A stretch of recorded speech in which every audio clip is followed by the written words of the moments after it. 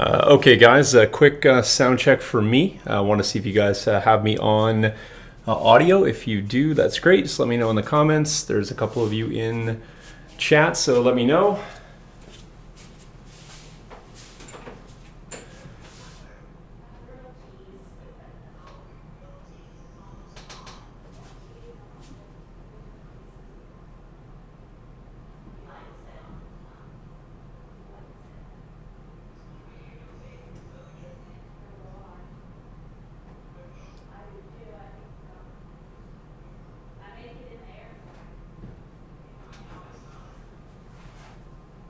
Fantastic, thanks. I just got one more camera that we need to have fired up here for you guys. Should be getting an overhead cam here at some point. Flash, and good. Okay, awesome. So we got Chris Kerr hanging out. Mark is back. Awesome, thanks Mark for rejoining us. So tonight on the Terrain Studio, as I put in the pre-clip, bad news, I didn't do any more work last night. I got upstairs and then I got watching TV with my wife and I did not come back down. So if you were here yesterday, you'll know that I had showed off the cap that was done, and we were working on making the window sections for the hut. And so I do need to cut those last few out. So I am going to work quickly through those. I'm not going to do a whole explanation. If you want to see that, go back and check out yesterday's. The unfortunate piece is that I actually need to do that before I can start working on affixing it to the platform, and then two, before I can start adding any of the veneers and such on here. So we'll get some stuff done as I said I would. I will give you guys probably an extra half hour, so I'll probably work for a few hours this evening. Probably no more than 2, but if you're looking to have something to fill the time, or you want to pop out, come back later, you'll probably see me doing much of the same stuff. So ask questions along the way. I encourage that for sure. Always want to know your questions, and I'll do my best to respond to those as I can. So let me just make one more adjustment.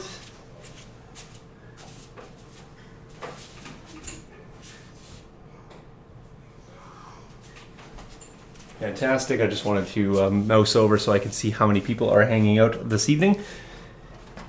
All right, so we're gonna go, and we have, if you weren't here last night, we got 6 panels left to go here. I am going to do one more blank panel, so it's going to be a quick one. And then we're going to do 5 additional panels coming through here. So they do take a little bit of time to cut. Effectively, they're going to look like this when we're done.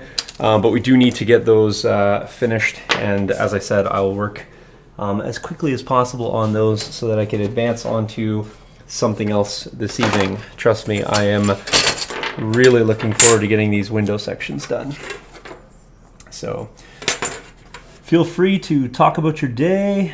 What did you do today? I was away, not out and about, but I had to go drive something for my taxes, and it's where I get them done is pretty far away, so that took me a few hours, actually about 3, because it's about an hour there, an hour back, and a few stops just for gas and mail. So trying to stay inside as much as possible, but got to take care of the tax stuff. And then I proceeded to spend about 3 hours on the phone to deal with just another thing.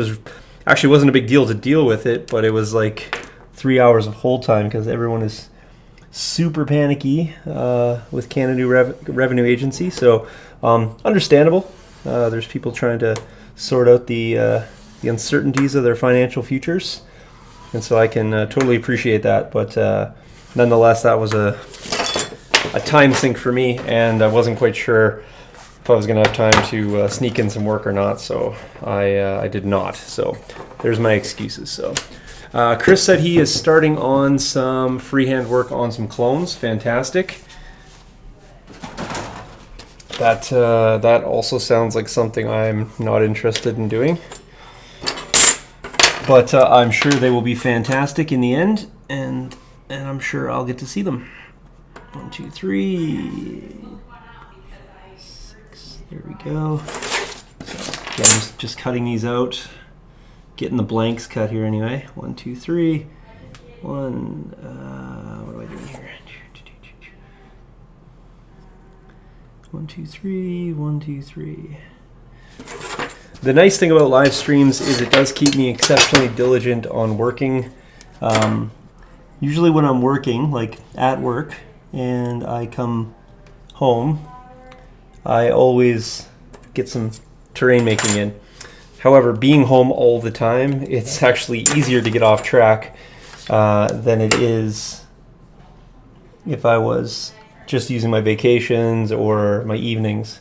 And so there's a time sink or a trap, I guess, when you're home all the time.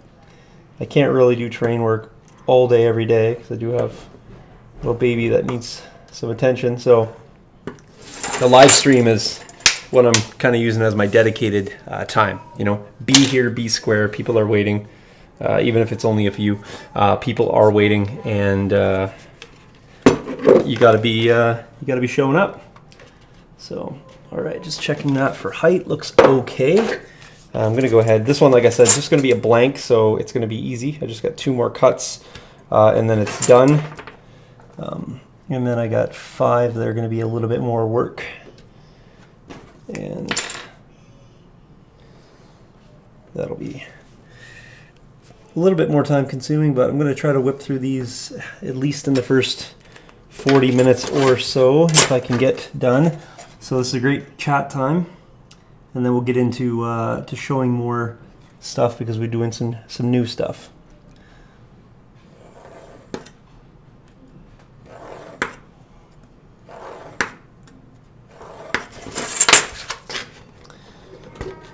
Let me know if you guys are working on anything terrain related or otherwise. I mean, could be Painted, could be Legion related, could be other games, doesn't matter.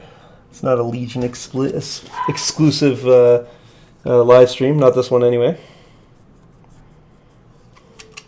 So if you guys are working on anything cool, worth sharing.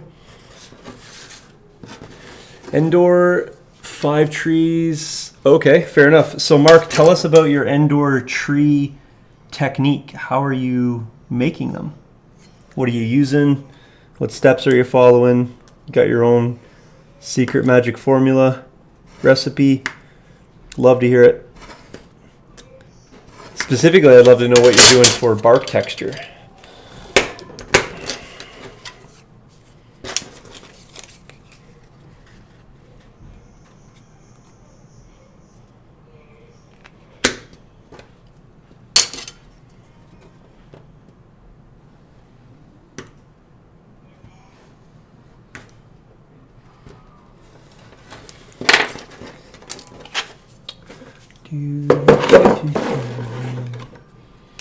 Alright, fit that in, looks pretty good. Just checking my next one, how it's gonna fit in. Every few there's some adjustments to be made, but that one looks actually pretty good, pretty solid. Gonna go ahead and attach this one. We're 1 down and we're only about 7 minutes in or so, work time wise. Not bad, not bad.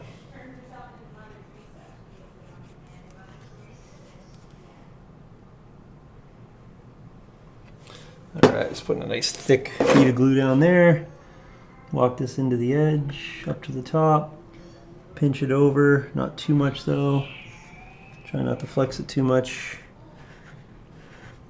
If you hear any baby-like noises, that's either my wife or baby. Alright, grab a piece of paper towel, excuse my reach across the camera. Alright, crepe paper for the bark texture. Okay, interesting. Okay, I've done some Endor trees long ago, but I'm going to be doing some, well, one rather large tree on this particular project, and I'm going to be using Celluclay to do the texture, make it kind of a really stony, rocky texture, and so you'll see that upcoming as well. So if you're sticking with the project, all will be revealed. Well, what I can get done in the the next few weeks, and then everything will jump back over to Patreon. That's not not a slight against the audience, but it is it's a commitment to the patrons. This month they were gracious in my efforts to make all the videos free, but I want to be loyal to them as well. So I don't want to hide it from everyone, but whatever I can get done in the next few weeks here will be all free, and then it will disappear, and then you guys will probably see the final results. That'll get shared. But the technique wise, yeah, some people are interested in it, some people aren't. Some people just they want to see the end product, and I can appreciate that too. So,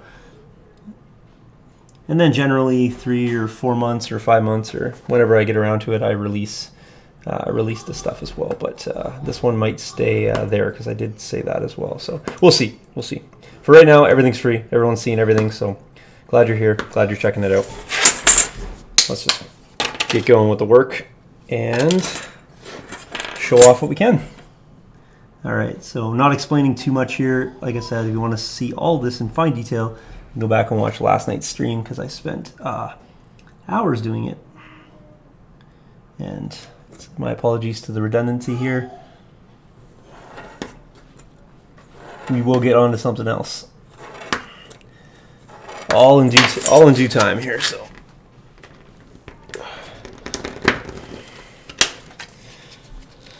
All right, there we go. Clean up that edge. Oops. Mistake.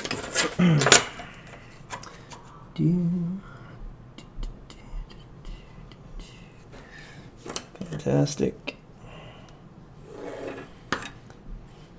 I'm working with 2 mil thick plastic card or styrene here.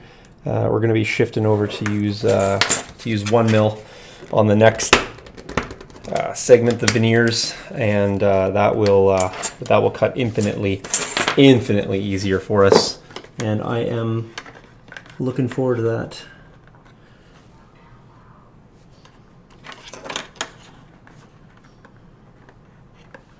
Fantastic. We'll make that work like that. There. Let's check this against our blank, make sure we're good. Got to cut a little bit off that.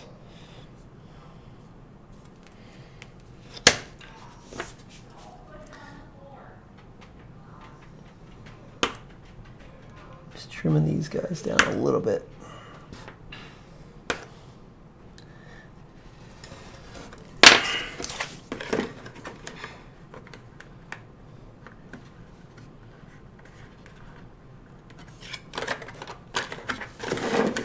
Sorry, I have to put my head directly in the camera way here, probably, just to check these future pieces. All right, there we go. Awesome. All right, now we're going to put a window in. So if you did not watch yesterday, you'll see how this happens.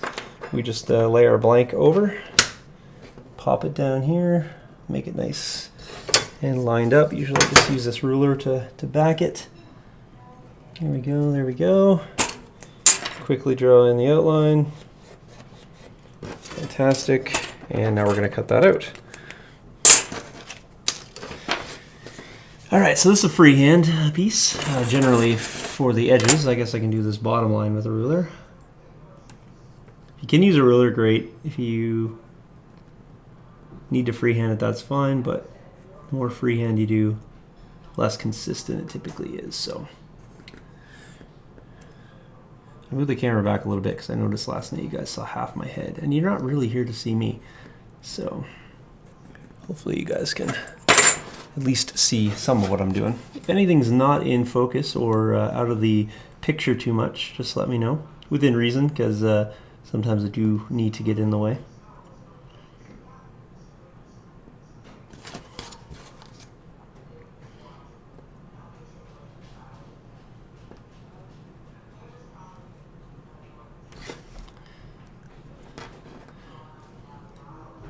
I'm interested to know if you're able to reveal how many people are at home, not out of their choice. How many people are kind of stuck home, you know, on isolation or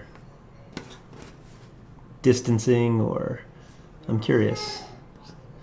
what part of the audience is actually tuning in because they are stuck. I'm stuck. I cannot go to work. It's kind of like work though, so it is a business, so I guess I'm technically at work. This work, anyway.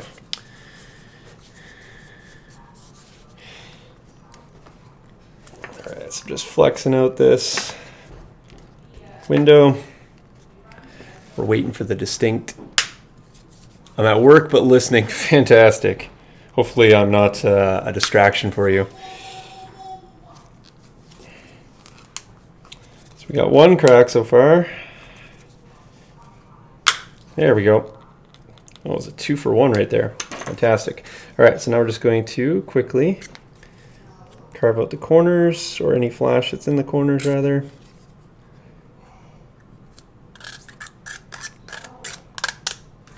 Give that a little scrape.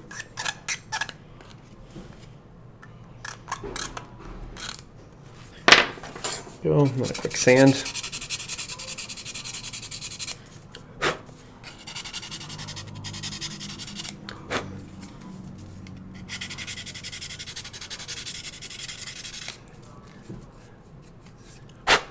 Okay, only 3 people there. Fantastic.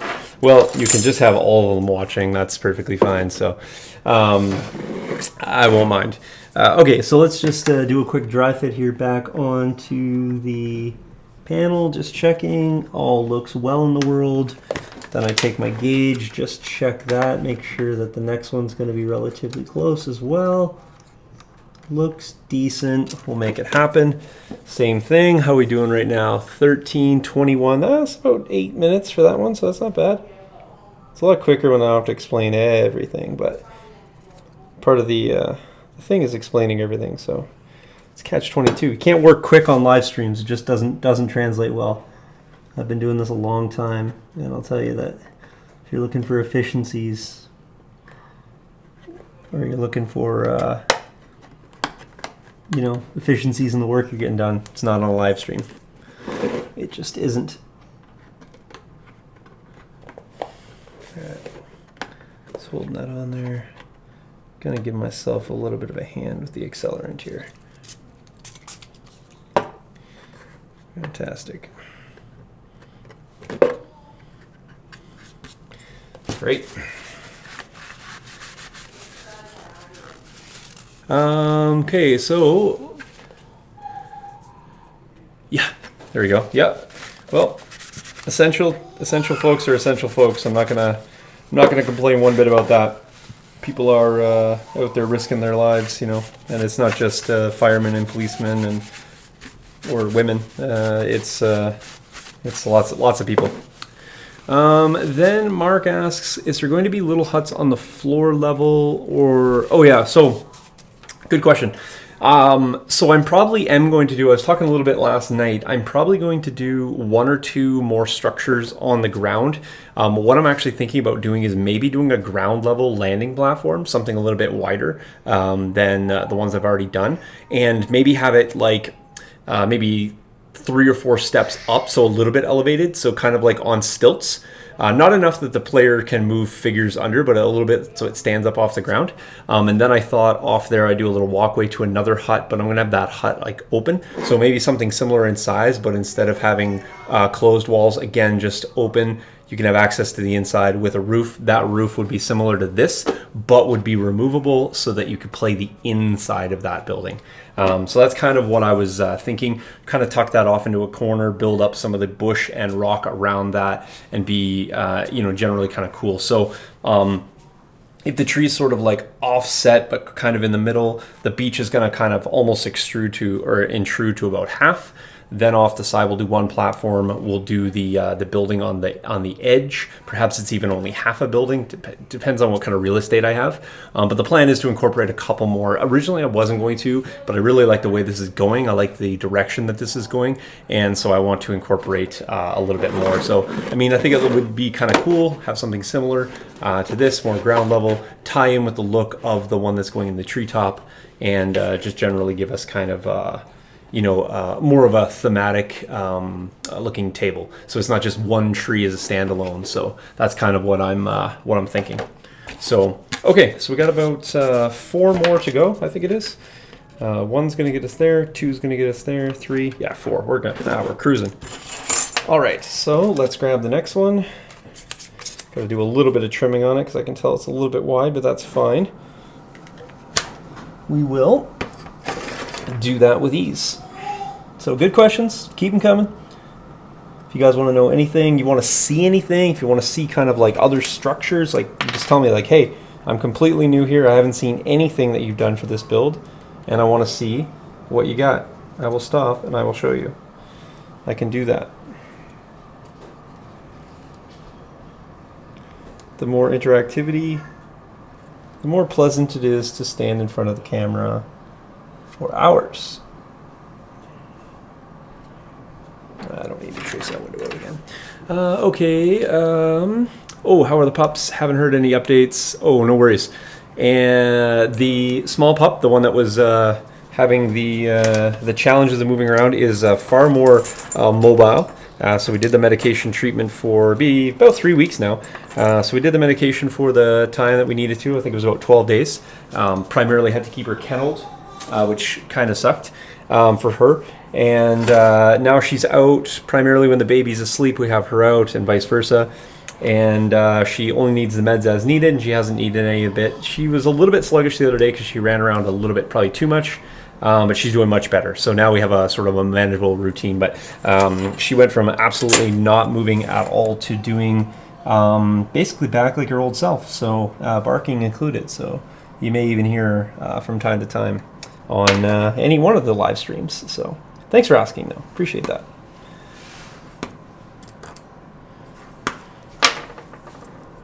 And then there was Mark asking, you can make, yeah, oh, that's actually pretty good. Yeah, so making a cantina hut with tables as barricades, like a real Tahiti bar.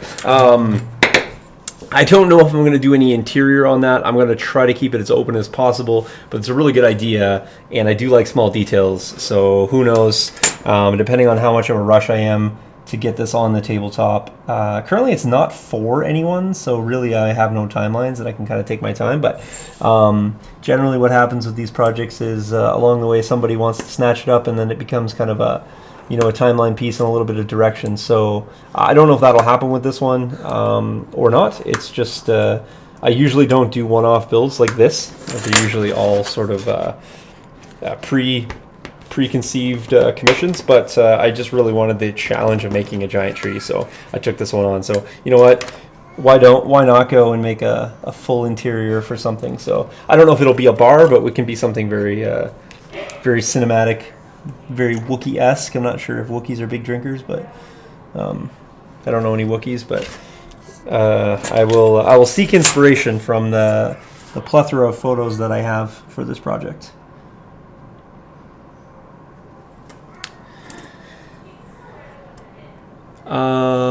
Okay, cool. So first stream. So let me just finish. How about this? How about, since you're at work and you're probably not going anywhere for the next 10 minutes, let me just cut this next window, and then I will do a quick stop and a quick recap of all the coolish things that have been built. There isn't that many, but I think that there will be some idea of kind of where we're going.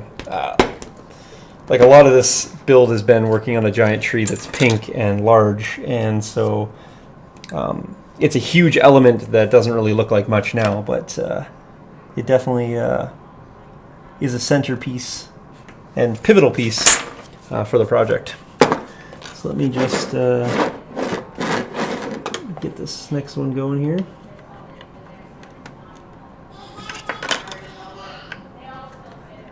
Okay, I'm just going to grab my template and trim this guy up a little bit.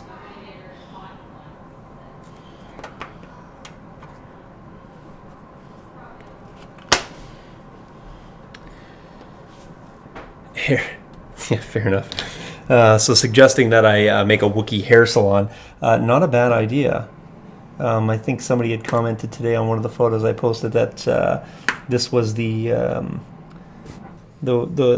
Christmas special, like the vacation destination for the Wookiees from the Christmas special. Clever. Give him that. Clever for sure.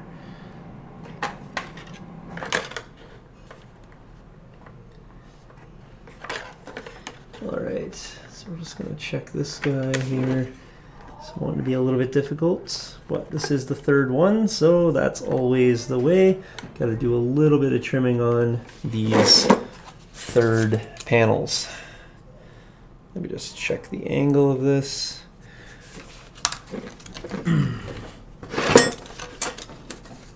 Every third one needs a correction, just be based on the design I had. I almost should have been beveling the edges at a 45. It would have given me a little bit more leeway in getting these to conform to the edges a little bit nicer. I'm just gonna sand this guy a little bit here.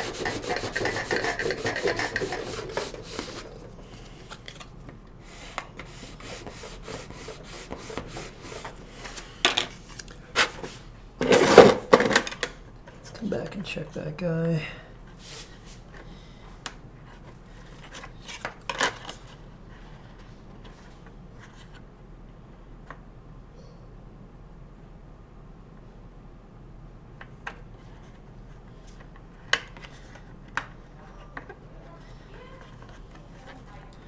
It's not too bad, just has to be tucked in a little bit. I think we can probably live with that though.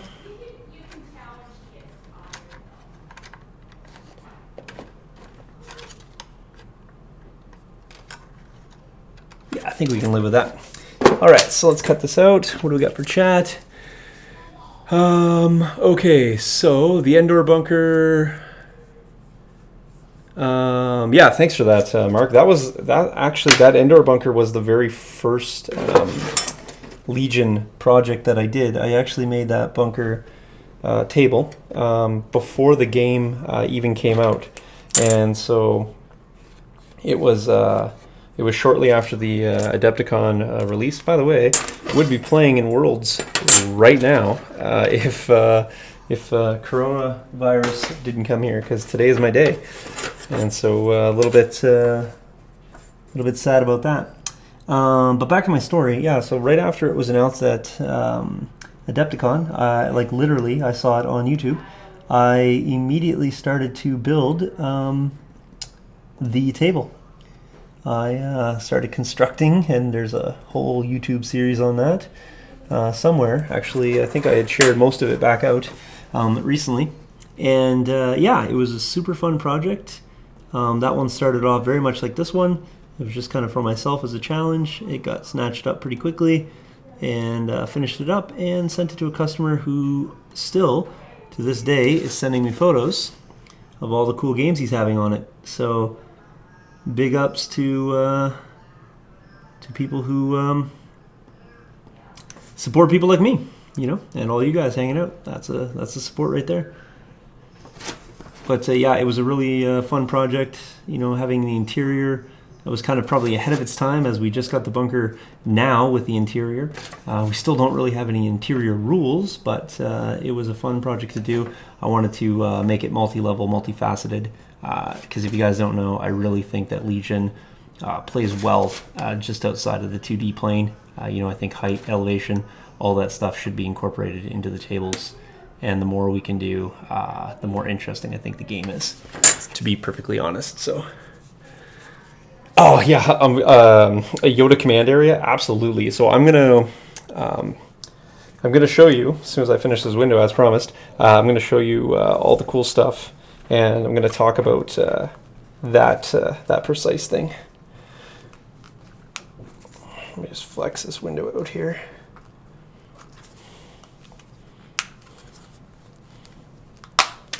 Ooh, that was a 3-for-1 right there. Fantastic. What I mean by that is I was able to snap out all 3 points at the same time. It's actually snapped pretty clean. I must have had a nice deep cut in that one. Okay, let's glue this guy on and go from there. Notice that I check the fit about 200 times. So if you guys are wondering, it's not OCD. I just really want to line this up in terms of, the closer I get to this right now, it's still going to always have a little bit of gap just because the 2 mil plastic card is so thick. But the more I can take out now, the less I have to cover in the next layer, and less I have to cover in the layer after that, and so on and so forth. Fantastic. All right, let me just spritz a little stuff on there. Fantastic. All right, let me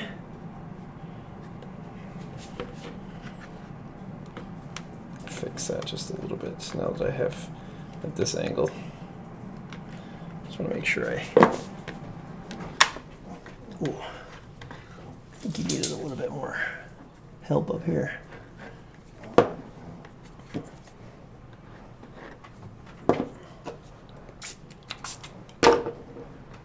Let me just hold this first before I just move it, just to make sure it's a little bit more secure.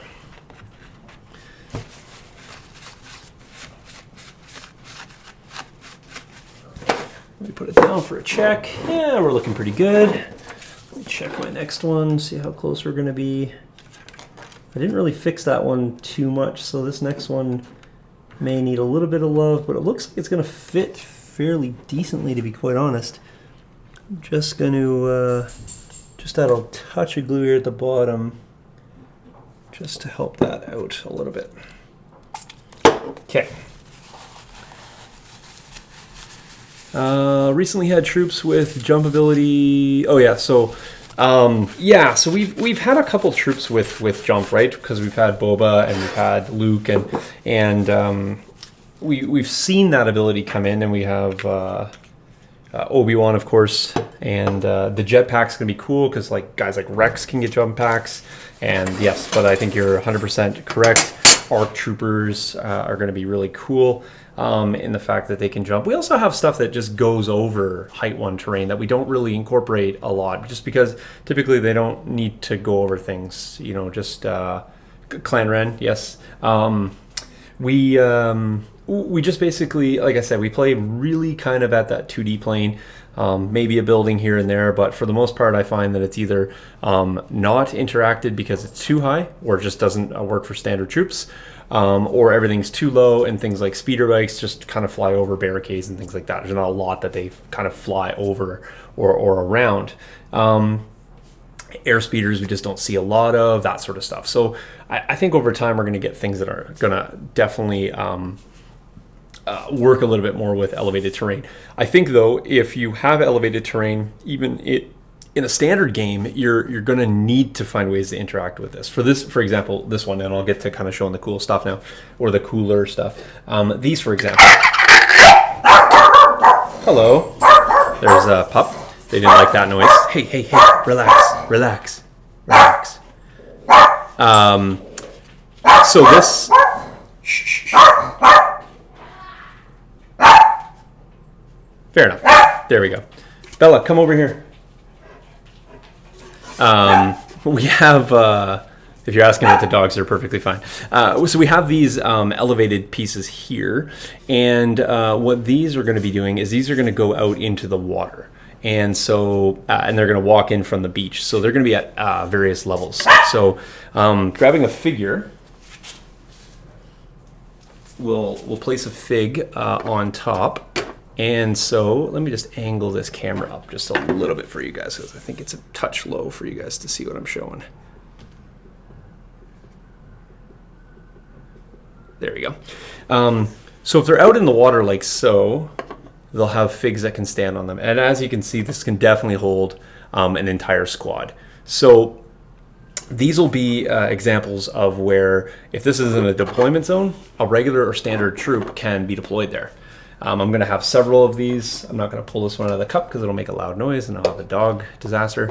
I'm going to have a few of these, and what I'm going to do is I'm going to incorporate and build some bridges just so that players can use those so that they can move across. But again, you can move across these and you can move up and down the elevations that are on here. So this is a perfect example where if you want to go at an elevated piece of terrain, you are going to make some sacrifice in the sense that, hey, I can't get down. But if this troop is going to be dedicated to shooting or wanting the high ground or maintaining heavy cover, then there's a trade-off for that. And so I think in all games, you need to have the appropriate trade-off. I don't think units should be in the most advantageous position and be able to do, X, Y, Z. You're going to trade an advantage for a disadvantage. And I think that's the best way that games like this should be played. So that's one of the cool things. The other thing that I have, or other thing that I can show you at this very moment, is the huts, or the platforms rather. And so these we have, and these platforms are the ones that are going to go on the tree. Now this is the bottom side here, so you can see that we've got some design work built into them. We did a hide-like covering over this. This is not inked or painted. This has just got a couple primary colors on it just to kind of give you the look and feel of what we're going to go for. So now these are going to be slightly elevated, and they're going to go on the base of the tree, and they're going to be in a stagger as well, and they're going to have a set of stairs or similar ramp is primarily what the Wookiees seem to have built. And so that's going to be another way where you can get up here, deploy here, and then have the ability to kind of change elevations and move up and down. Again, this is going to create advantages and disadvantages. If you're in the center of this, you're maybe not likely to be able to see things that are close in proximity to the base here. However, vice versa, they may not be able to see you.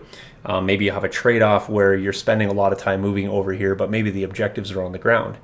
So the trade-off then is that you have to really pick your strategic points. And again, when you're playing not in just that 2D plane and you have to worry about elevation and moving, more strategy becomes introduced in the game.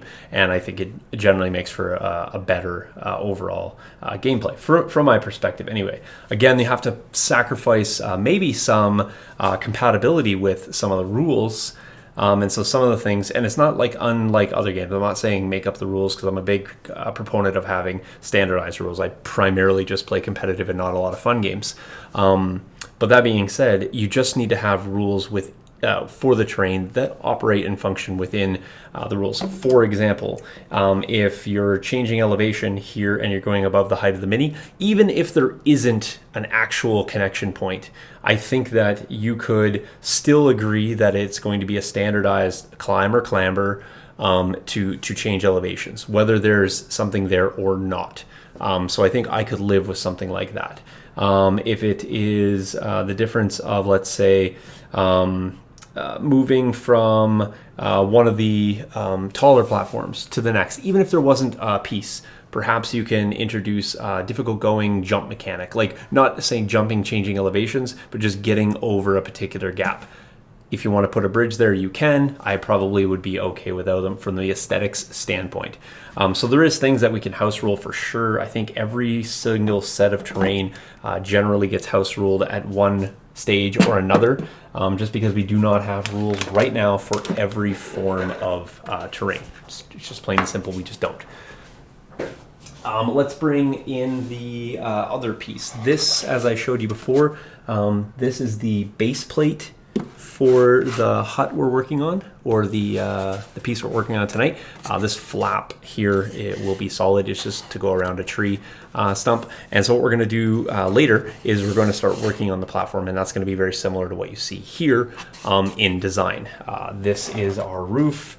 This goes on here. We've shown this, but this ends up looking like our hut, or what we're ultimately working on. So you can see it's going to start to take shape, even though it's built out of slightly different things. I've been trying to paint climb spots or ladders yellow.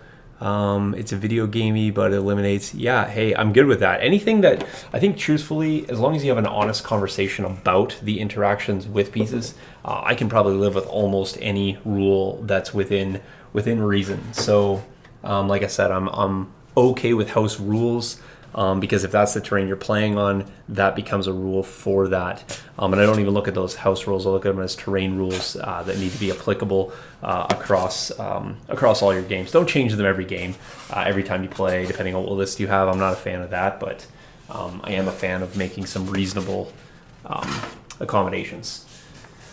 And then, since you said you have not been here, this is the other thing that we have. It's and I did promise a commenter today that I would talk about this, so I will do that now. So, what can you actually see? You can't really see too much of this. Let me just do this. Let me zoom out a little bit, and then let me pan up. So let me just show you this. So here's the tree.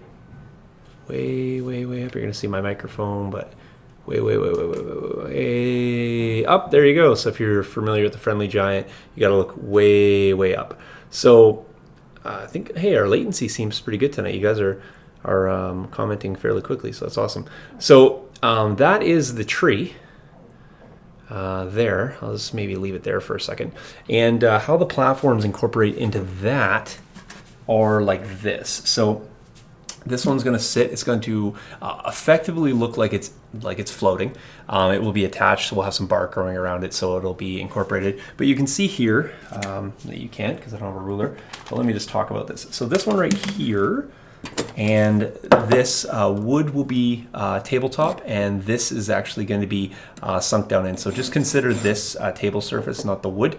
I talked about that. That's going to be to incorporate the beach. So, but if you look at this one, it is from bottom to top, just under, I guess, when we get some ground cover, it's basically 6 inches. So we're right at the height 1 elevation. Now this one over here is going to be, let me swap these, it's a little easier for my hands. So this one is going to be above a height of a Mini, but still has an overhang, and we're going to create a staircase or a ramp there. And so these platforms were designed to make up the displacement value of the bottom of the tree. And so on a 3x3 table, real estate is at a premium. And so I wanted to make sure that I made accessible platforms that were incorporated enough that even standardized troops can use them. We will have some connection. There will be a build-up here. So this is the ground cover right now, but we're going to bring this up with the bark. And so getting up to here will just be a standardized climb or clamber to get to that terrain. But then again, it's spend a bit of action economy to gain a distinct advantage. So again, trying to work that into the design. This is an aesthetics board first and foremost, but I want to make sure it's function. I want to make sure the form fits within the rules of the game. So I want to make sure that we're not losing out on any of the playability factor. Let's show a couple more things here before we get back to work. And this is just a nice breakup for people who don't want to see me cut plastic card. So if we go back and put our platform back in, let's bring you guys up to the way up. It's gonna be a weird angle, but that's fine. We can make it work. All right.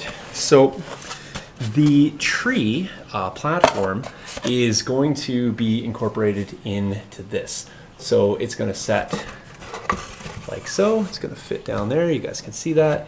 This flap goes up. So you guys are seeing it kind of from the bottom angle, which, to be honest, I'm 6'5". I am looking almost level with this platform right here. The tree itself is a little bit shorter than me from the tabletop that I have. So the real cool cinematic shots are going to be, coming from the base up. And I wanted to kind of have, from the model perspective, you're going to see the bottom of some platforms. Players are going to see eye level with some platforms. You're going to look down on some platforms. And so there's a lot of cool aesthetics going on here. The piece we're working on right now, and we'll try to back this up a little bit so I can get it a little bit more in the shot. The piece we're working on right now sets right here. And specifically, it sets like so. So there it is. We have yet to finish off the front edge. The lid goes on, although I need to make a little bit of a notch here because it's a little bit of an overhang, but it goes right there. So if I can, for a moment, just back up my camera here just a little bit. Let me just stretch this back. I didn't plan on giving you guys this angle, so I'm going to go back. There we go. Fantastic. So you can just see, I'm a player. I'm standing here. I got this massive piece in my face. It's actually going to look a little bit more like this-ish on the tabletop, something like that. And so I have this cool big piece. I can interact with it. My opponent can interact with it. And I was talking about the design of the tree. So the design of the tree is that I can reach around the base here. I can reach around the base here. I can get my figs here. Because the tree has this weird sort of L shape. Cheers. I appreciate that. Because the tree has this sort of ornate shape, it's really designed that I can speak to an opponent, I can see his things, I just have to change my angle slightly, not unlike a building that's on a table that's far to reach across or to see. And so it's a little bit, it's big, but it's open. And with the platforms being there, easily accessible. So that's kind of why I put this nice arch in the tree. I just really wanted to make most of the space easily accessible, despite having this very large monstrosity in the way. And so that's going to be a piece that goes here. I also have this other cool, and I say things cool. I use cool as a relative term. You may think they're not cool, which is fine. But this piece is going to go right here. So you can see this is a spray bottle and a plastic plate and a foam disc and a couple funnels. Because this has such an exaggerated scale, not Legion itself, but this particular tree and the features, everything needs to be a little bit exaggerated. So that's why I'm choosing to kind of use some of these found objects as opposed to scratch build everything. I will scratch build a lot, but these really cool shapes that are already sort of predetermined and pre-designed in a way. And I spent hours, honestly, hours looking for the pieces to incorporate into this build. So now that we have them kind of put together into rough shapes, you can start to see what's happening here. You know, we're going to have, let me just grab one platform. I need like 8 hands here. There we go. You know, so we're going to have this one sticking off the side. We're going to have this platform down here. We're going to have a couple other smaller branches come off. I wanted to build the big structures before I added in any of the small ones. And so they'll be coming in as well. But by the time we get this all done, we're really going to have a nice bulky looking structure. But again, we're taking advantage of vertical space. We're not taking up a lot of floor real estate or ground real estate. And so that's one of the cool elements here, is that we're able to do a lot in a small space. We're going to have as many features and structures and elements on this 3x3 as you may find on a standard 6x3, just given the fact that we're working with some vertical elements. And it's not every day that you're going to have a 3-foot tree on your table. So that's kind of what we're working on.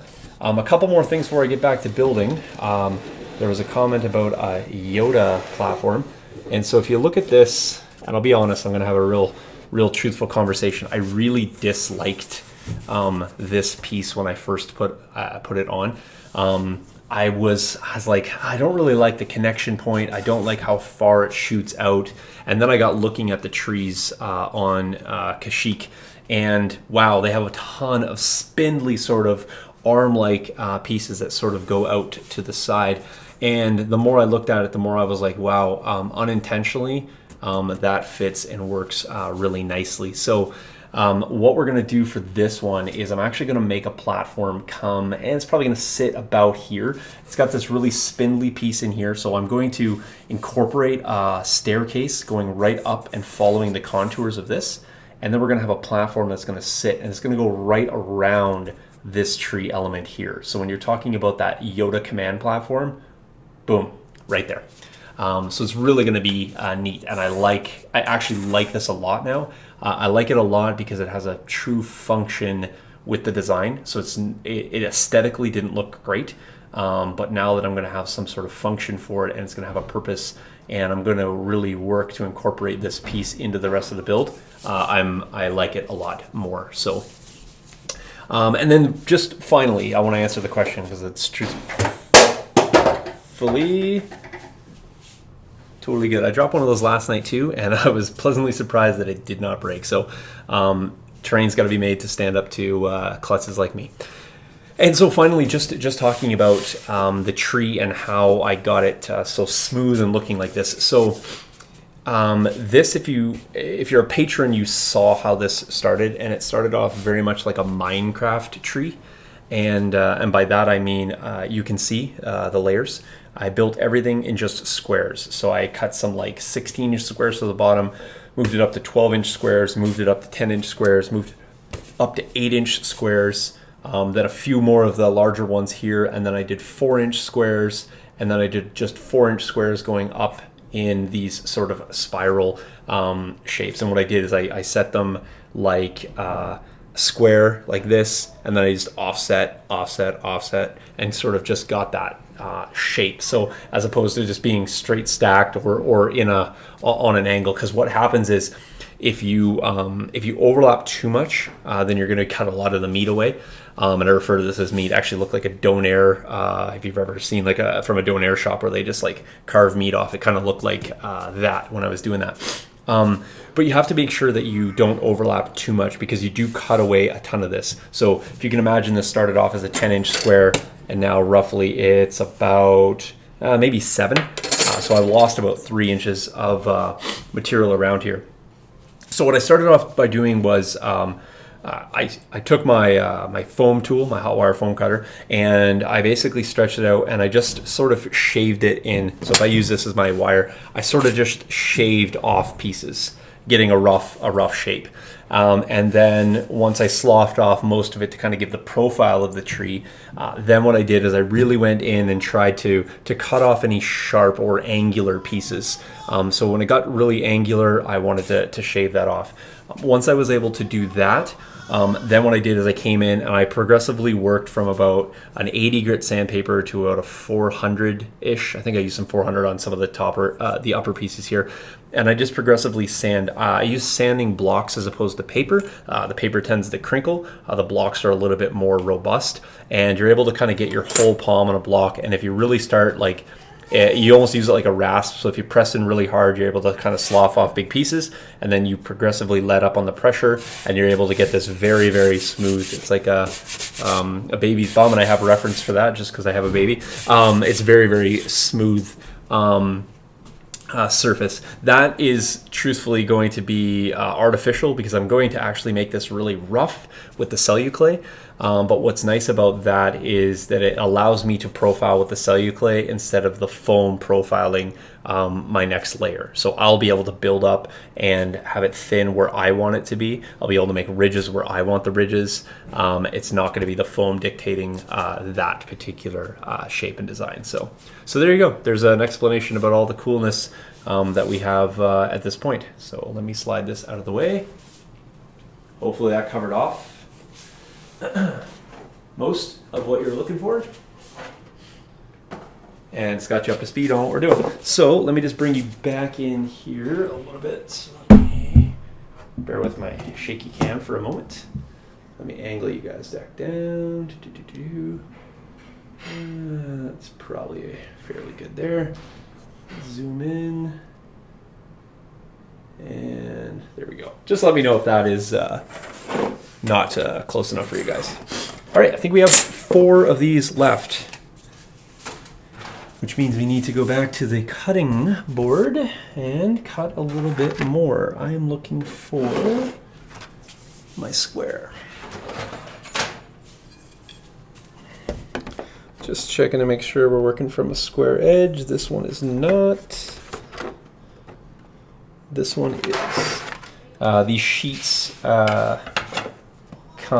they get cut down from bulk, and so you have to pay really close attention. They may look really straight, but sometimes they are a little bit off. I had a suggestion last night from one of my patrons to maybe start with a little bit of a wider piece, so I'm going to use that advice. Just see, since I have to trim at least 1 or 2 of the next few, I can work with a little bit more meat. I have the template, so I can just shave down to the template, but this might allow me to cut the angles a little bit better.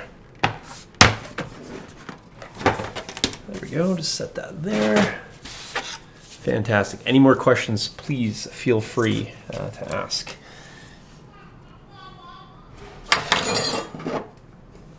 All right.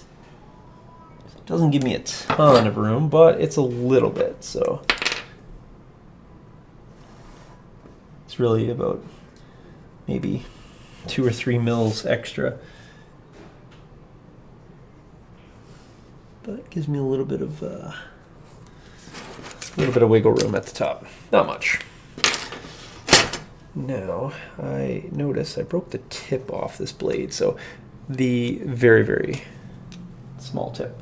I'm going to keep that blade. It is actually still quite sharp. It's great for cutting the lines, but it's not great for cutting the window. And so I'm going to, just because I got to cut a few more windows, I'm just going to swap blades here real quick.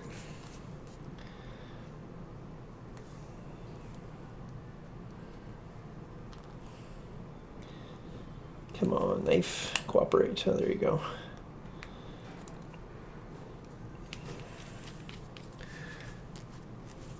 Noob question, what is that material? I think you're asking about this. It is referred to as polystyrene. You'll hear me often call it plastic card.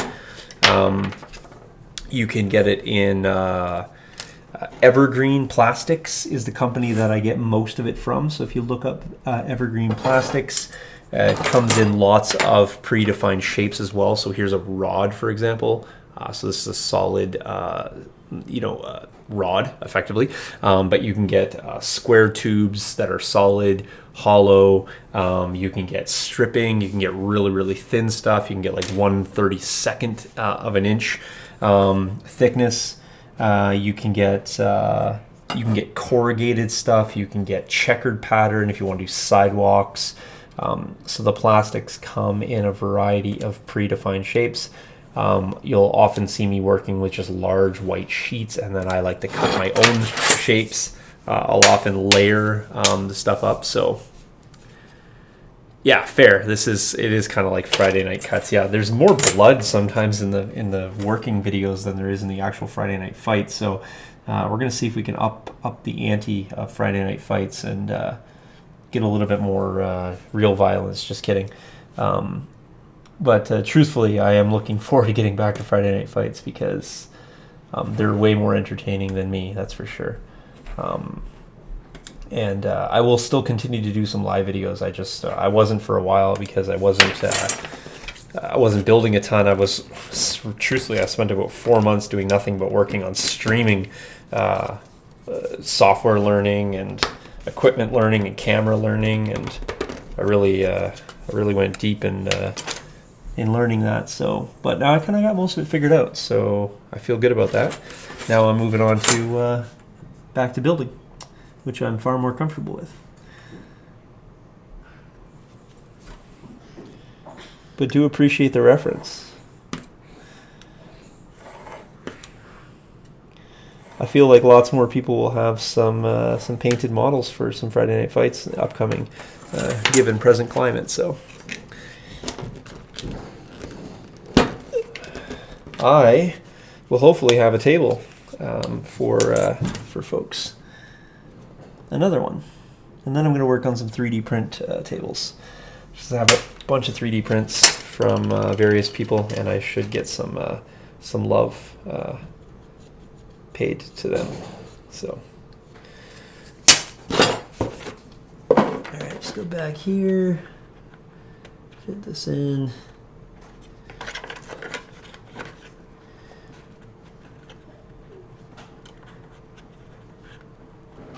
Okay, so this is definitely where we're going to need to do a little bit of adjustment.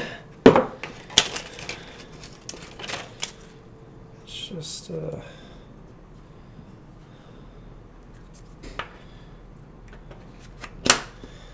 start off by trimming.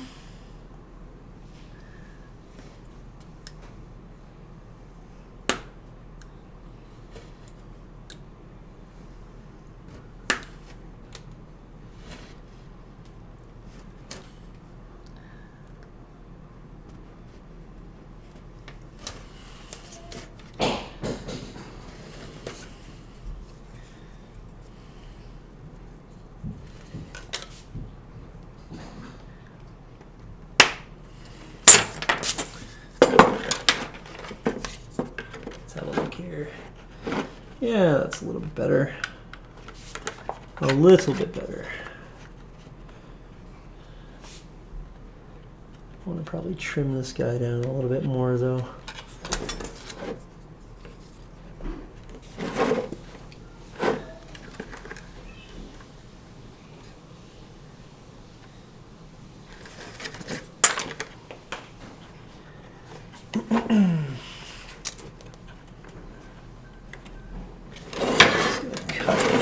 angle a little bit sharper on this one.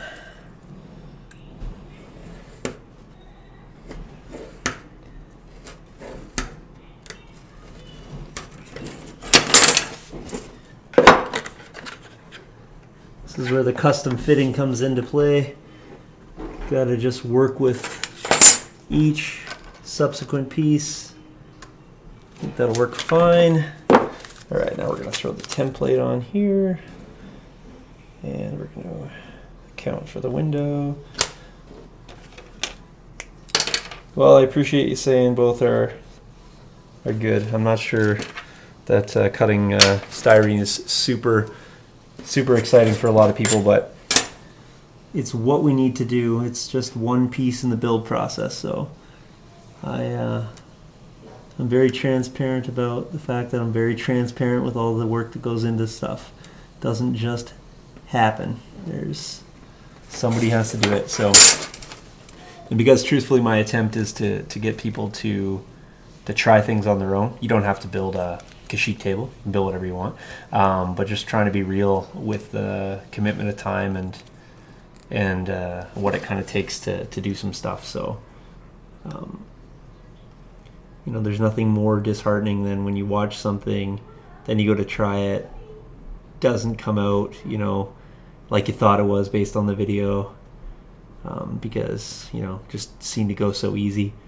I show you all the parts, Sometimes I got to start again on a piece. Sometimes I mismeasure. Sometimes I don't have something come out like I want it to. Sometimes I don't have something come out like I want it to, but it looks better and I roll with it. Sometimes I got to make adjustments. When you watch a how-to and it's all polished, and I do polished how-tos as well, but I want to be very clear that not everything works out perfectly. I was watching a woodworking video the other day, and I don't woodwork, but I like to watch other people do their craft. I get a really good appreciation for what people do that aren't, the things that I'm doing. I watch a lot of just different things, but mostly in the realm of like how-tos. So I watched this guy, and he was making a sign, and he was infilling this wood sign with crayons as the coloring medium, and it didn't work. It all bubbled up. The resin didn't work.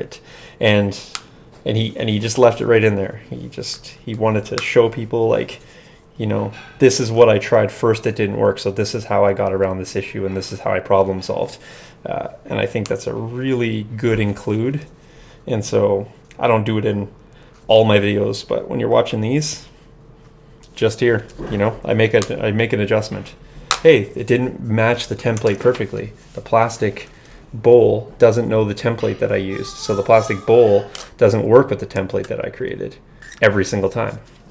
I might have had the last one glued a little bit too high or too low or at a different angle. So how do I work around that?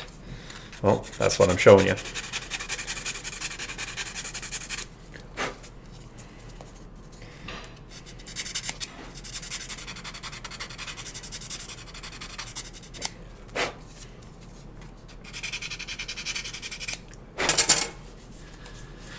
Okay, let's get this next one on. We're getting to the end.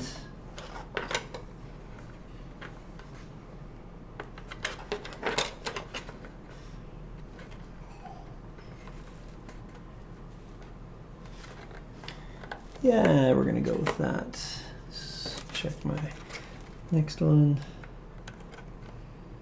Yeah, we can make that work. We can make it work.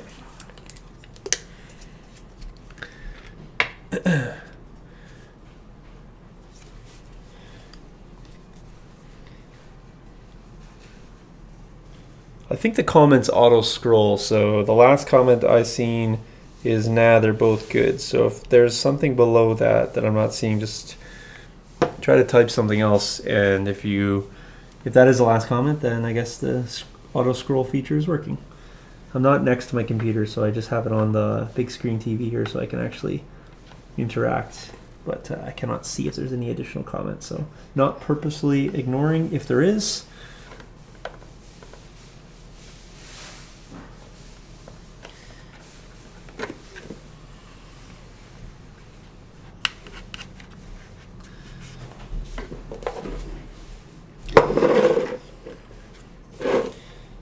just going to take a little bit of a shave off the neighbor here. I don't know if the glue will hold. There's a lot of pressure to shave this, but if it breaks, I am cutting towards me, yes, just because it's a little bit more controlled there.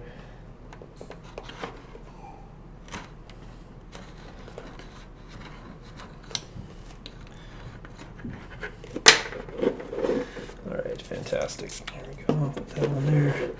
Put a little bit extra glue down in here. There we go.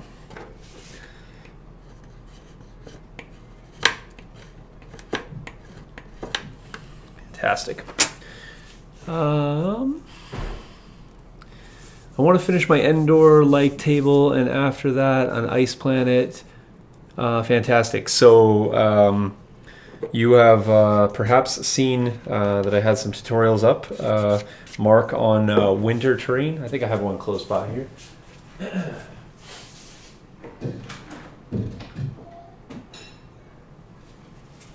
So I have a temple set of 3D prints. Like I said, I'm going to get back to working on those. But that's actually the piece that I did on the Patreon winter tutorial. So if you guys get a chance, you can perhaps check that out if you're interested in becoming a patron. But that's on there, and I'm going to do up a bunch more. So I know everyone did a lot of like Yavin base sort of temple sets, these ones from Imperial Terrain, which are fantastic.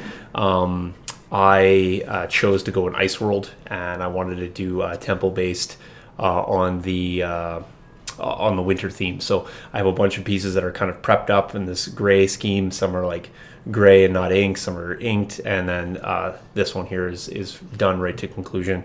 The only thing I want to do is a little bit of ice effects on here. I'm going to do a how-to on ice effects entirely separate, and that's why this one is sort of stalled where it is. So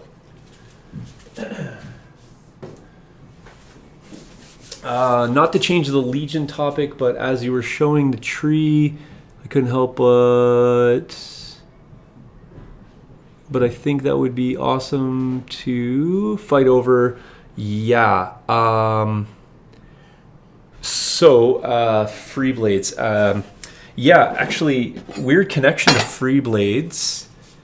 I'm not 100% sure who you actually are, but one of the creators of Free Blades, John, is actually an acquaintance. He's been a customer in the past, and we know each other from our Flames of War gaming days. So fantastic individual at DGS Games.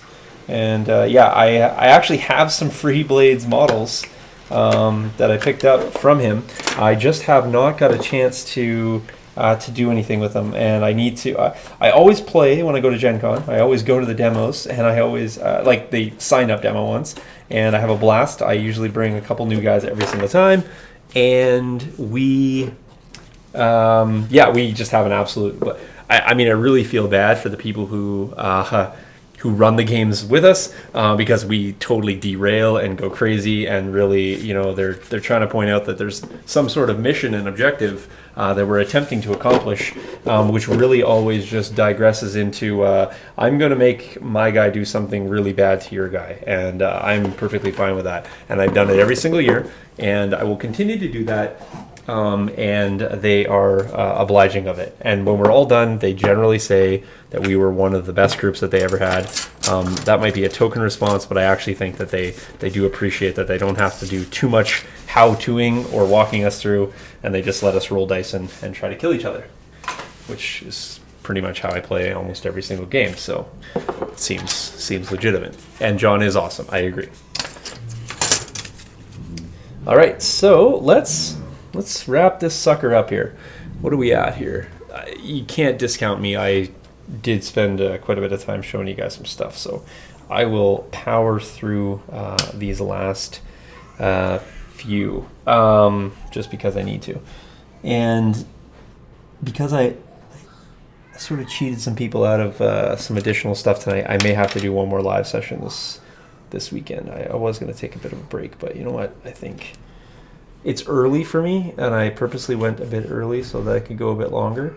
So I'm not opposed to going a bit longer, but I will be working off camera. I'm just going to avoid going upstairs entirely, and I will get up to where I was said I was going to, and so I'll probably bring another live session in, and we will work on things that we don't get to during this one. But I have to finish this before I can do the next part. I just simply cannot skip, unfortunately.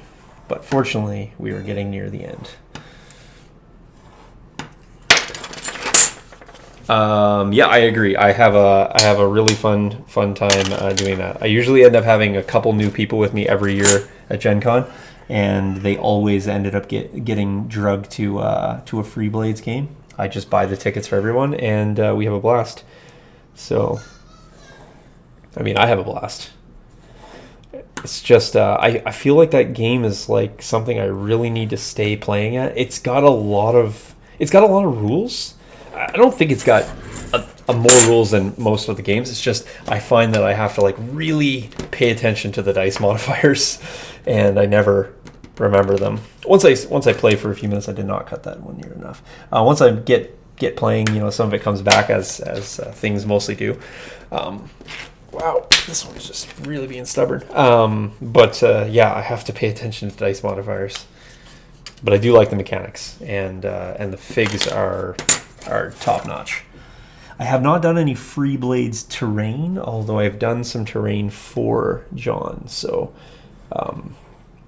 there's that connection.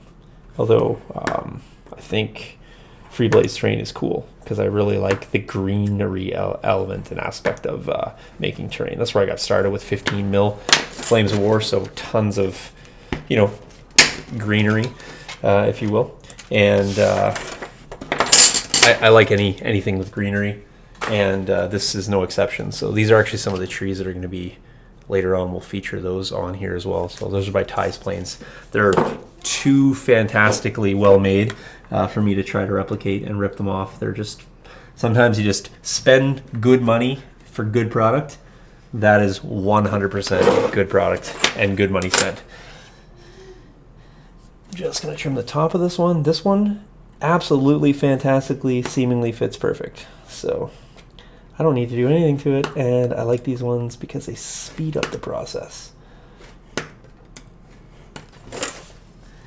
Just gonna trim off the top of this. Fantastic, there we go. Sorry, my bad, not sorry. I'm not sure. I'm sure there's a reference there. Maybe I actually said something, or maybe you're referring to me when I go there, and apologize for not apologizing. I just apologize in advance because I'm Canadian, and generally you're good. We got a limited quota of sorries, but Gen Con week I feel like I can exceed my quota, my standard quota.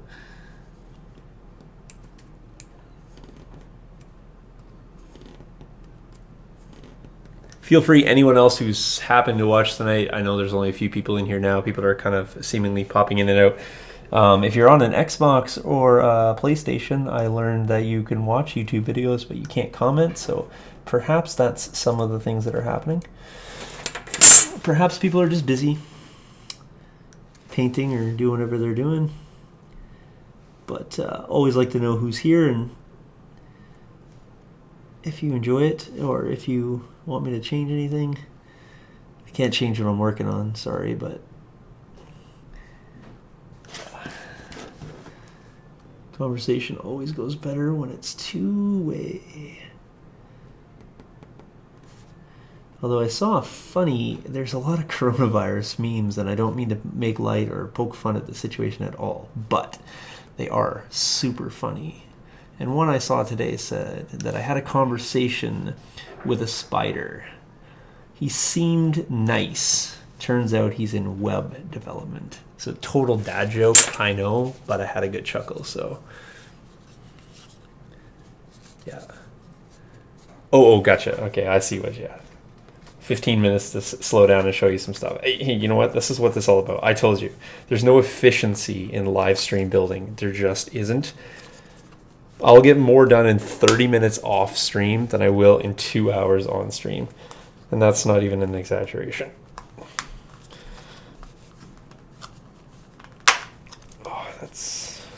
smarted. There we go.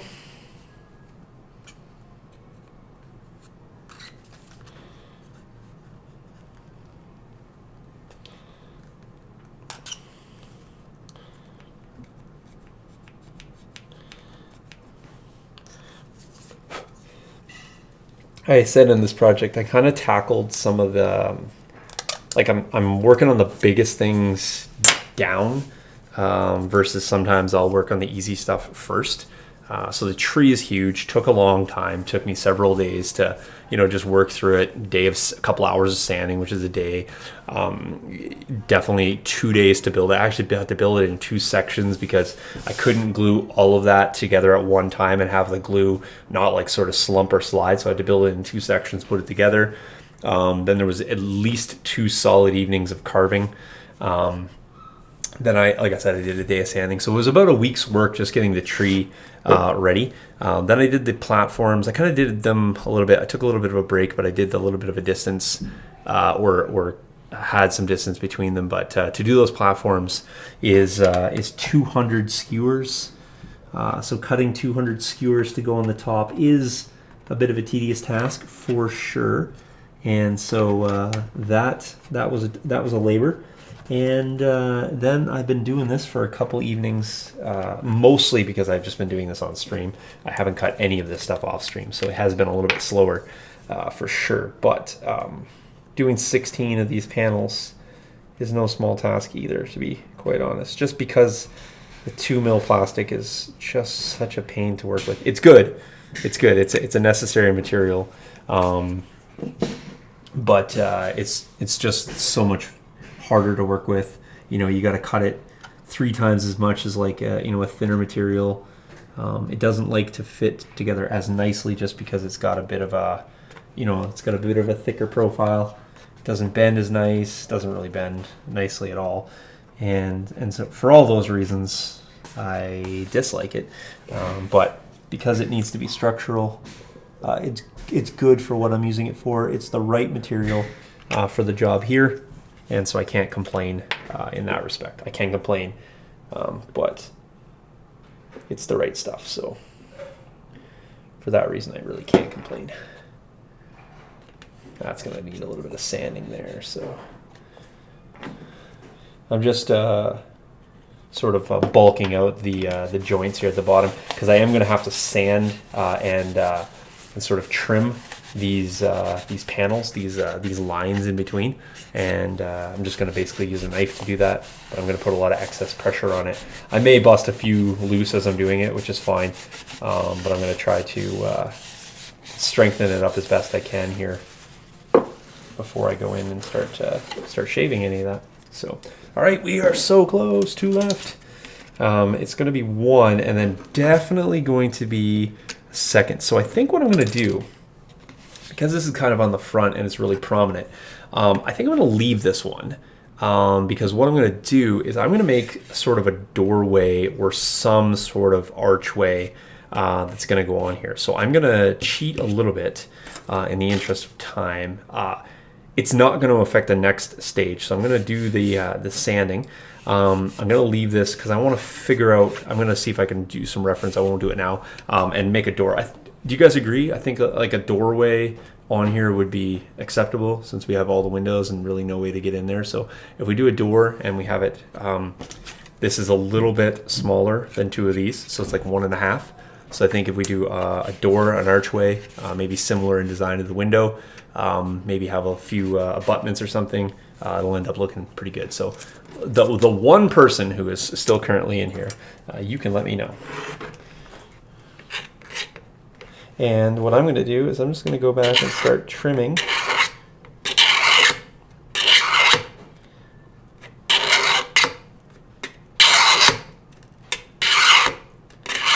Turn your speaker down if you don't like that sound. It's going to be a few minutes of that.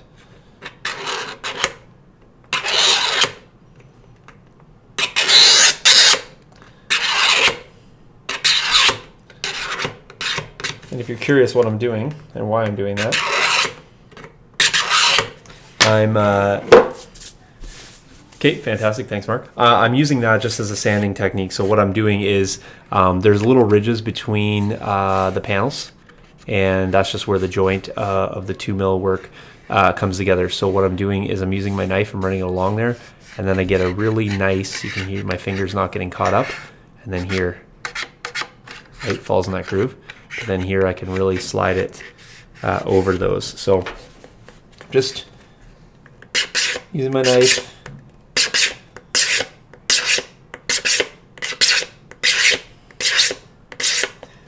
Cleaning that up and making it really nice and smooth. We're going to get a really nice finish here.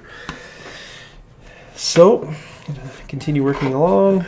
Yeah, Mark, I think the door will be a nice addition there. I just want to research what that needs to look like before I go hacking anything together.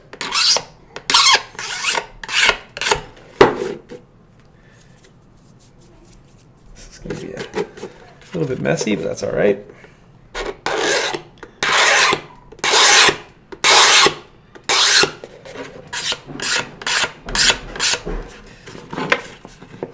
Any gaps we're not worried about because they're going to be taken care of in the absolute next day. So we're going to get some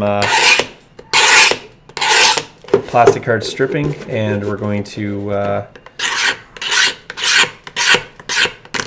start creating those joints between the panels, and having this nice level section will help us with that.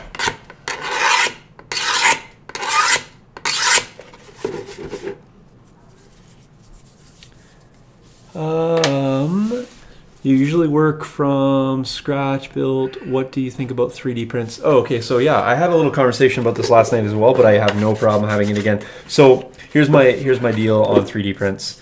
I don't generally use 3D printed stuff in my custom design tables. I may use a few like greebles, scratch built elements, things that, I was saying last night, be fantastic if I had 16 of those panels, but then I would have to rely on somebody having made that design. So then if they've made that design, it's not really unique in that sense. So I think that 3D prints are fantastic for helping with redundancies like this. But if somebody can just simply 3D print a design, then it's not truthfully a custom design. And there's so many people doing so many awesome 3D prints out there. Imperial Terrain being the top for me. Dave's fantastic. The designs that he put out, great. And so many people are doing that so much better than I ever could. One, I don't have the skills to do that. But I think that we can coexist because everything that I do is one-off and everything they do is from a design that multiple people can print. So the accessibility for that is fantastic. The accessibility to my designs is not. So the market is much smaller for the work that I do. I just personally don't want to get into the realm where I'm just 3D printing a lot of stuff, putting it together, like hobbying it, and then calling it a custom design or a custom table. Because truthfully, that's not, in my opinion. So love it, love the industry. I think we can coexist nicely. I'm not threatened by it. They should not be threatened by me. I know they aren't. But I know that there's always going to be a market for people who are looking for it. Smaller, mind you, for sure. But always going to be a market for one-offs and custom stuff.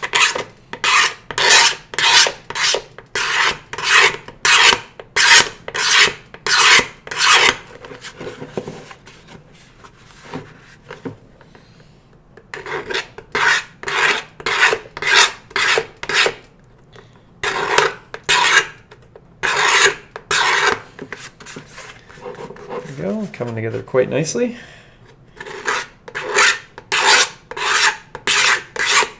I apologize for the awkward and obnoxious sound. I assure you it's no better on my end.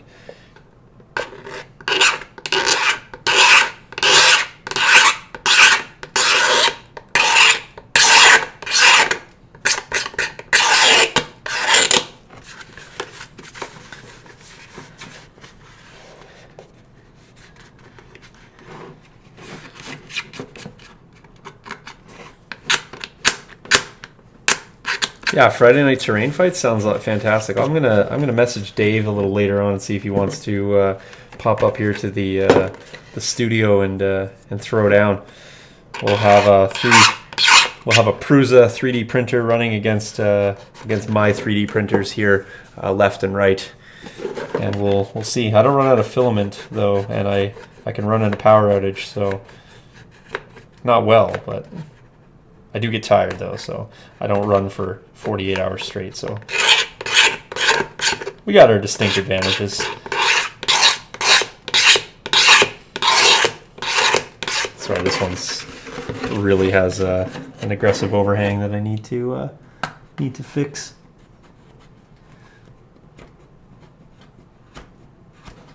As previously discussed, this one was needed some love.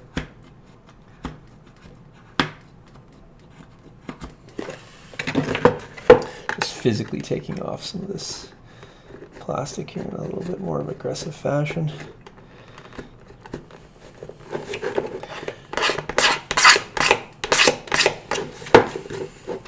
All right, last one.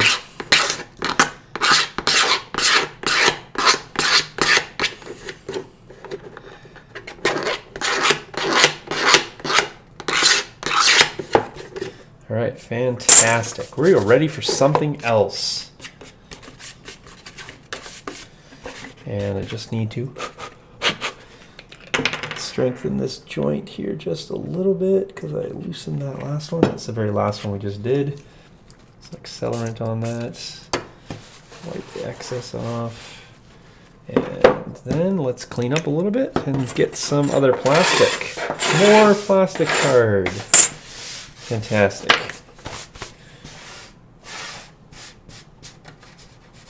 I need to vacuum here, but that won't be till tomorrow because baby is now sleeping. Okay, what do we got for comments? Friday Night Terrain Fights, saw that one. I agree. Let's make it happen. Okay, so what we're going to do now is something different. We have this, looks like something. What we're going to do is we're going to put a little bit of a piece here on the abutments. So I need to just quickly go and grab my plastic card bin.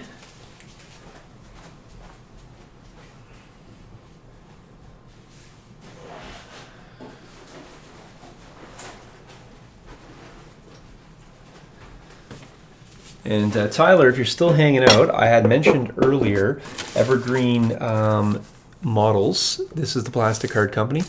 You can see I'm a big fan of theirs, so have lots of stuff.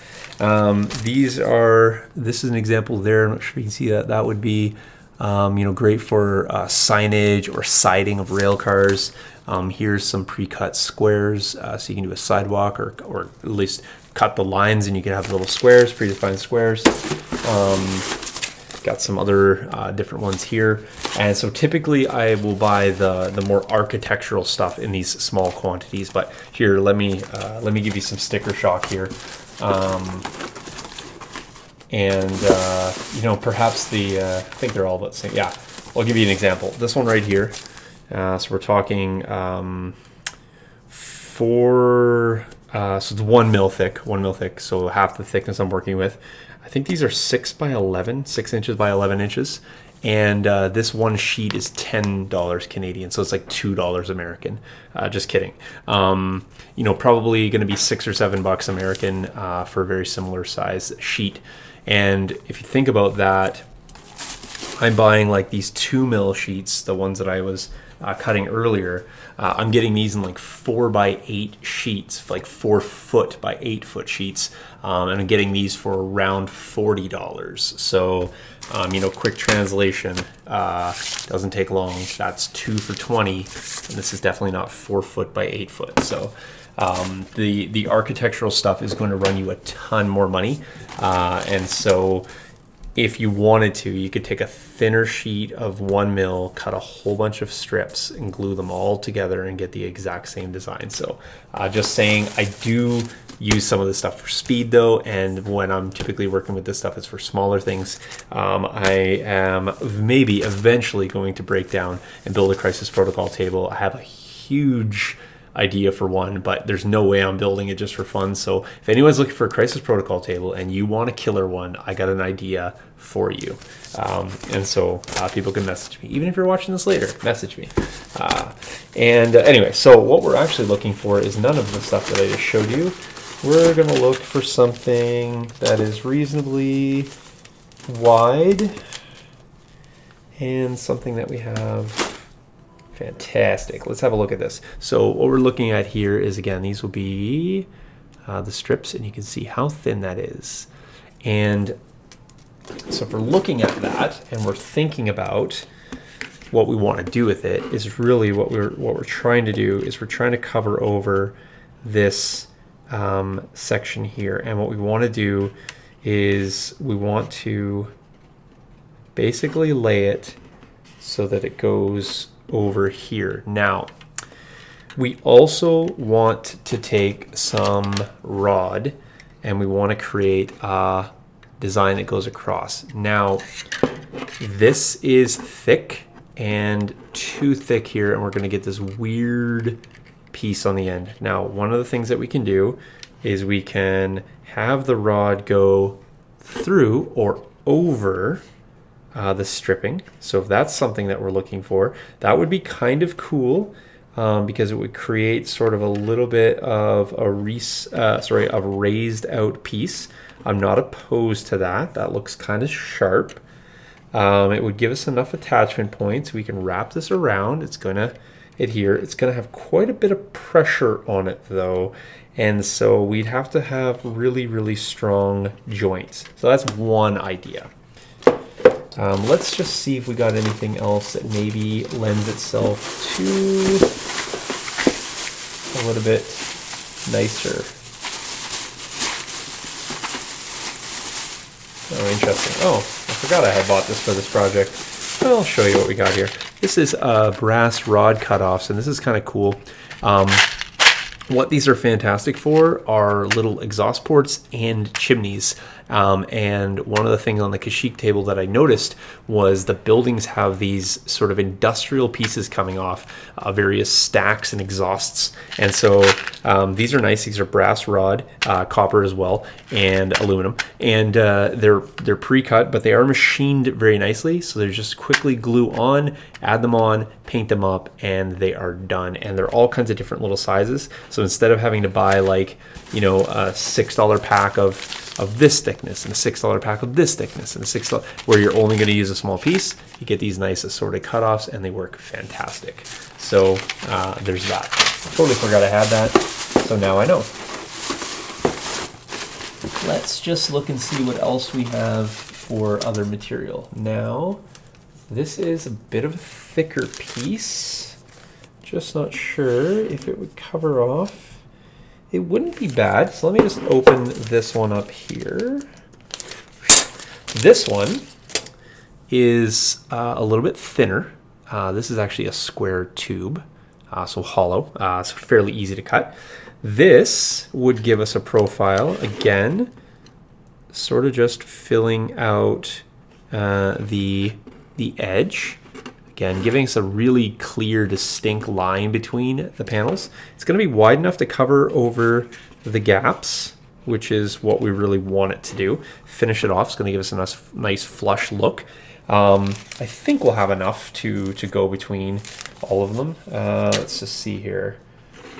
We need approximately, we always want to make sure we got enough of the material. And typically I don't really care because I'll go out and buy more, but I can't buy more because of coronavirus. So thank you, coronavirus. 3.5 inches. So that means that roughly we can get 1, 2, 7, 3 pieces out of 1. So we can get 3, 6, 9. That's not enough. Let's see if we got more of that same size. 0.25. This is another one. Okay, so we have 4. Yeah, 1, 2, yeah, just 3. So that's 12. We need 1, 2, 3, 4, 5, 6, 7, 8, 9, 10, 11, 12, 13, 14 minimum. Ooh, do we have any more in here? Let's just look.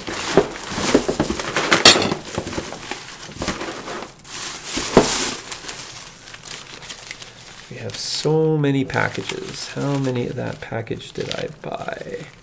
That's thicker. That's quarter. Too thick. That's another option though, if we like that one better. That is not an option. Too thin. 0.25. I'm certain that I have some more 0.25. That is 0.25 right there. We got enough to finish it. Okay, so we have enough of that material. Now, here's the other one for the two people that are hanging out still. What do you think about potentially this? This is a substantially thicker paneled section. There's no worries whatsoever about going over this. The only concern I have about this large guy is that he is so wide that it almost creates a little bit of a gap in behind. I think, to be honest, this encroaches on the windows too much. What do you think? I can put them together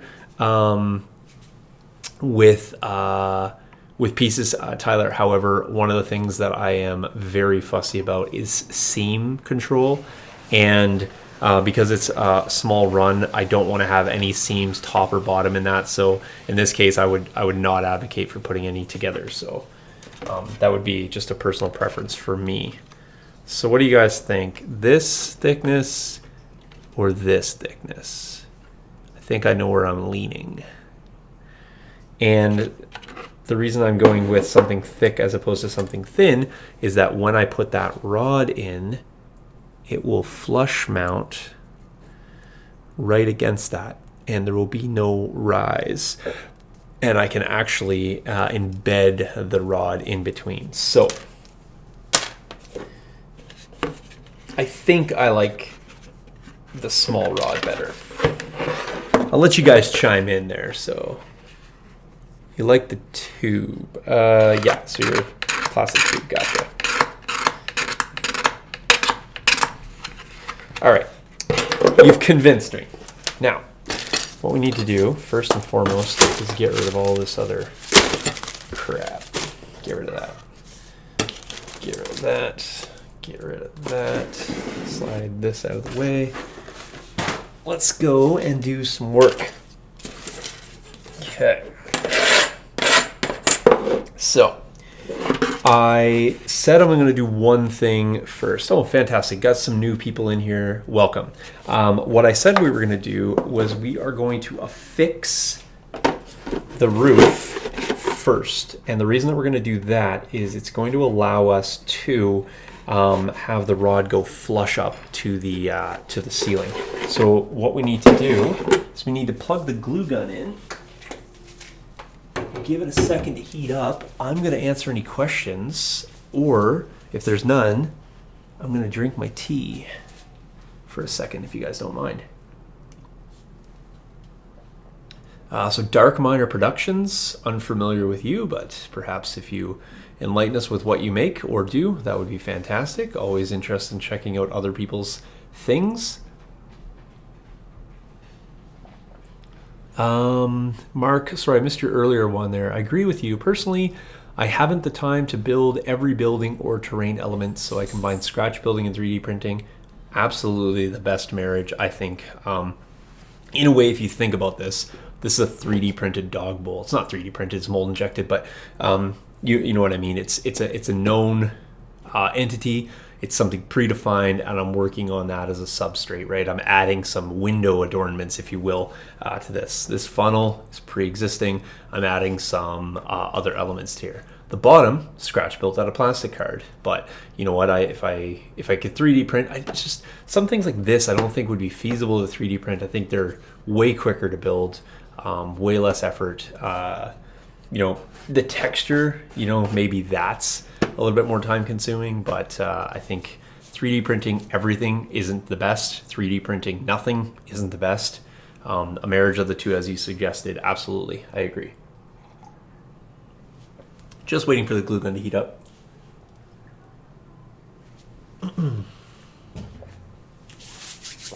All right, let's just check. We're not there yet. Just gonna give this a wiggle because it's got some glue that wants to stick. There we go. It's getting there. So just so you know, I have predefined or pre-drawn a line on the bottom here. We're going to do our very best to marry up the top of this right here, and again we'll there. I'm trying to match my finger up to the camera. We'll finish in the door later. It'll be a little bit to work around, but that's fine. In the interest of getting you guys a little bit of something else on camera, we'll go with this. Now, it's not going to be perfect because the roof itself is going to have a little bit of some things to say about exactly where this ultimately settles out, but the plan is, again, I love dry fitting. The plan is I'm going to put glue sort of on the not really 100% sure which is the best way. I think really truthfully I'm going to put a bead of glue on the inside of the roof. I'm going to tip over this, press it in. The reason I don't want to put glue on here and then go over is I think that it's going to be too hard for me to align it, and then if I tip it over this way, the glue is going to back run, and I want to avoid that if I can. So what I'm actually going to do is grab another dog food dish and just do a little bit of, you know what, maybe I'll actually use one of these cups. There we go. Not sure where my pooch is, but hopefully she doesn't go crazy. So I'm going to use that, press that in there, and then we'll use this as a little bit of a jig, and hopefully we can get this in one go. If not, we'll peel it off and try again. All right, so here we go. Got to work a little bit quickly.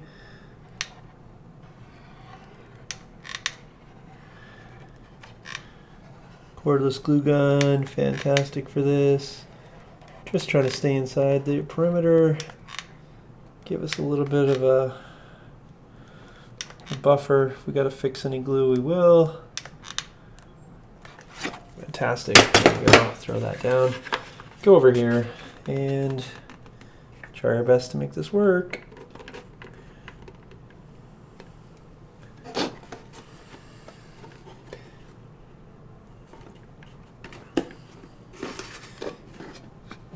Give it a little press together.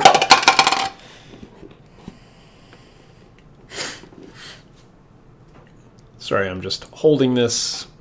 Not doing a very good job of holding it on camera, but I assure you, I'm just pressing it together for a hold. Nothing fancy. Some parts held for sure. Definitely. Some parts need a bit more, they just need more connectivity, or what it is. All right, so what I'm going to try to do is I think I'm going to feed in some super glue just to the top of the plastic card, just because I think that's going to hold a little bit better. I might try to tack a little bit of glue in here. Let's get a little bit, if I can, some spots that I know I can squeeze a little bit.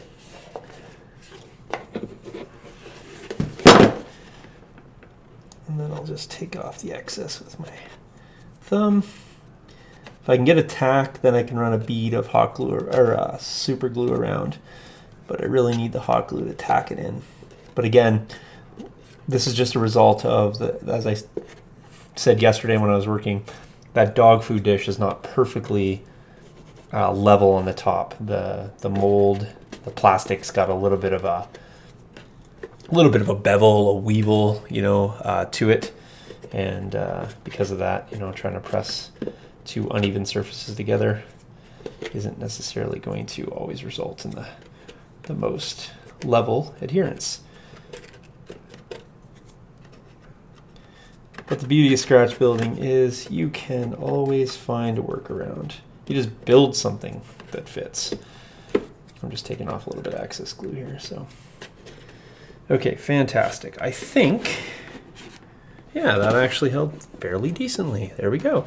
We have something. We've accomplished something here on the Terrain Studio. We've built ourselves a Wookiee house. Fantastic.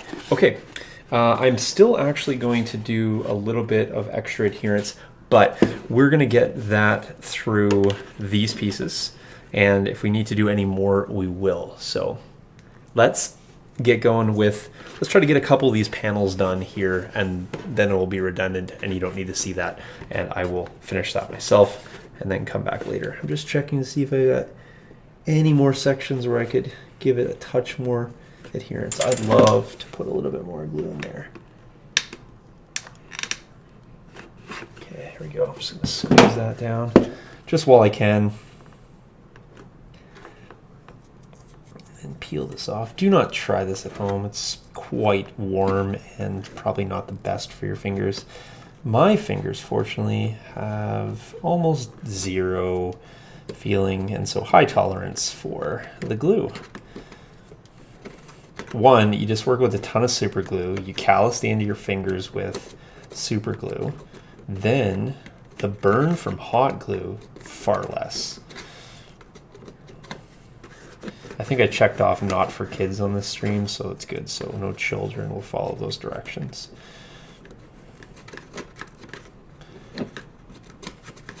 It's weird. YouTube makes me check off not for kids so that I can have you guys comment, because so far you've been entirely inappropriate and not kid friendly. Just kidding. It's just a weird setting that YouTube has said that I need to do. And I'm way too vulgar apparently as well, so I don't think you guys will ever hear me swear. So weird. Anyway, I digress. Alright, I think I fixed all the tack points. Yeah, we're really solid now. Yeah, we're solid. Okay, let me just put this back on the charger and unplug it because we don't need it. Now we're going to have the pleasure of constantly working upside down on this. And so we're going to, I'm going to need to make myself a slightly better jig than this. That would be fantastic if it would stay upright. Not 100% going to work. Let's try something else. Golden. All right, here we go. I'm going to adjust the camera for you guys. There we go. Fantastic. We improvise here. So the reason I'm working upside down is obviously I'm going to be creating the connections flush to the roof, and then the bottom is going to come down just to a point where I can clip it off, because we are going to have the bamboo skewers go slightly over the bottom, and so we can have a little bit of tolerance there, and that is easily accounted for. So what I'm doing is I'm just angling, angle marking, focus, just angle marking this tube. Then I'm going to cut it off. I have a device that helps me to make these cuts much straighter. And so if I'm doing a lot of them, or if I need to make a whole bunch of redundant pieces, I do have something that helps me with styrene strips. And too many cheers. Oh, okay. You think I'm saying that maybe too many times is why YouTube doesn't like me having comments. I'm not sure. Just trying to be a friendly guy, I guess.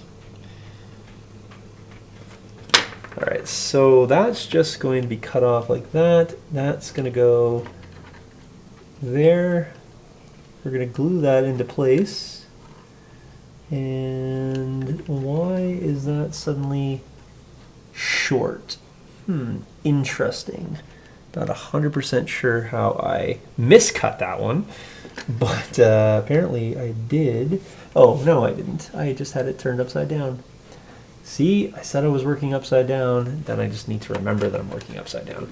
I'm just going to check this one, just to make sure my method is actually going to work, so I'm not misleading the folks at home.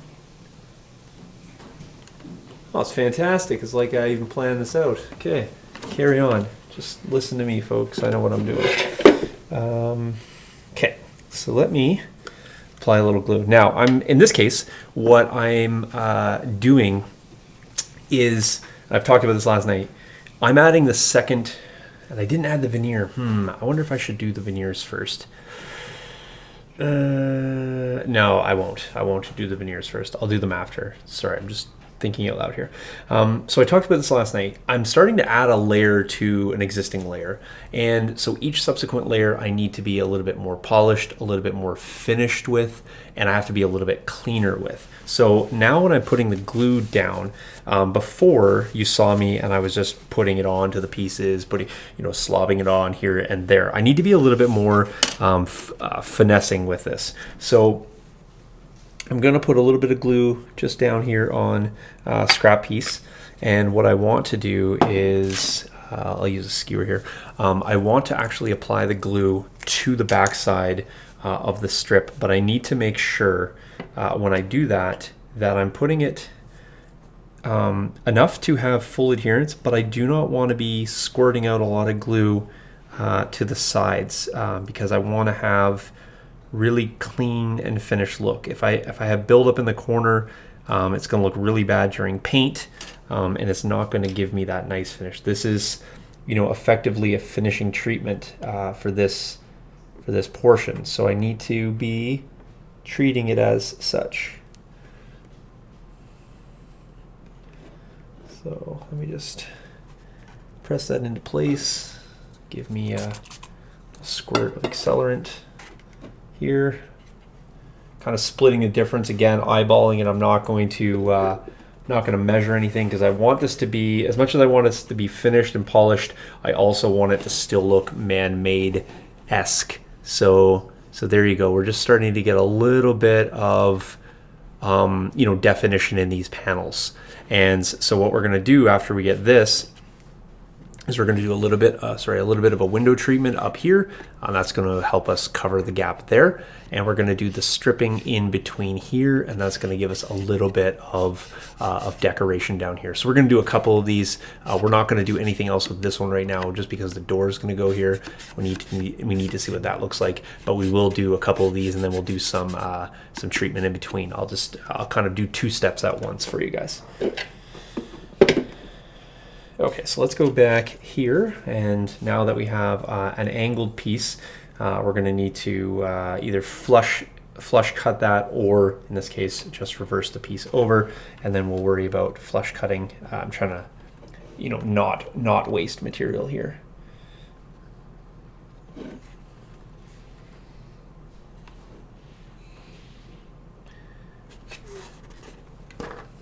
Okay, this was that one that was really not the nicest, so I'm just gonna square up that bottom just a touch more.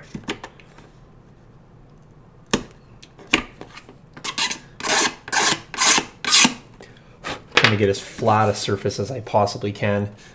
It's at the bottom here, which is nice because I can use the rod that's upcoming to cover a lot of that. So, all right, so we're gonna glue that there, mark off what we're gonna cut, kind of there.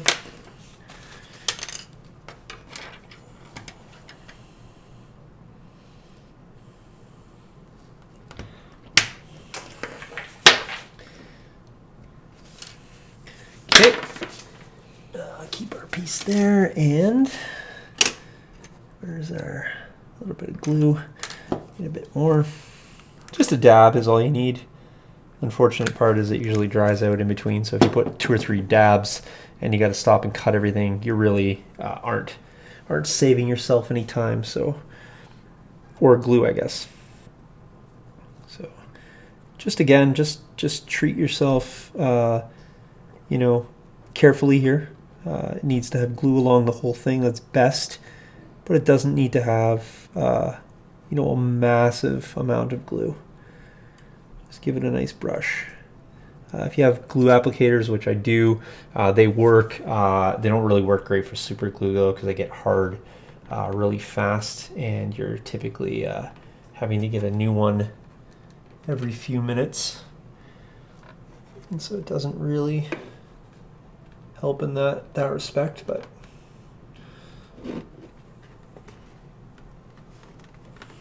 all right, so just squeezing this down, give it a nice press. A little accelerant on there.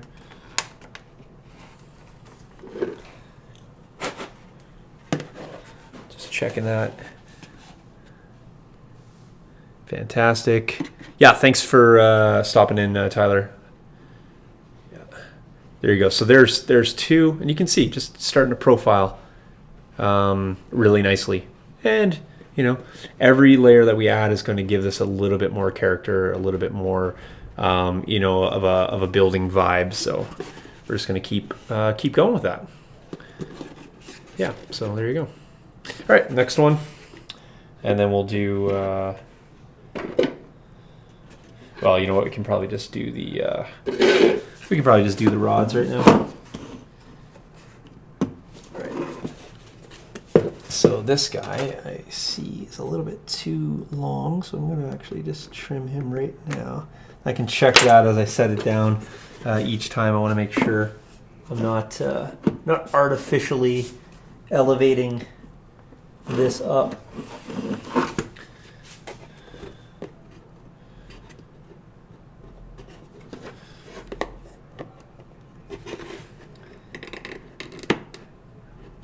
There we go. I'm just going to put, in this case, just a touch of glue here on the bottom. That's in a non-discrete location, or a discrete location, I should say, a non-prominent location. A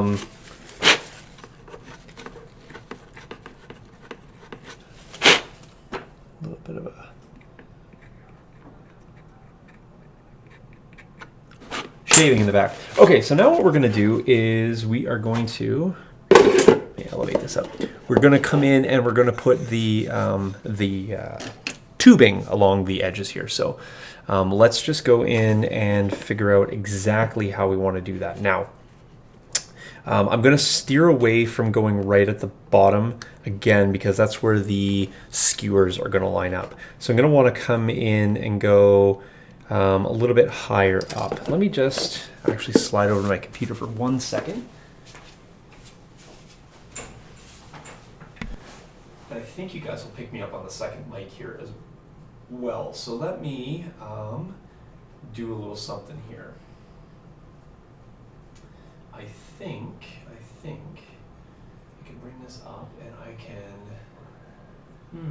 screen share potentially with you guys. Just bear with me a moment. Let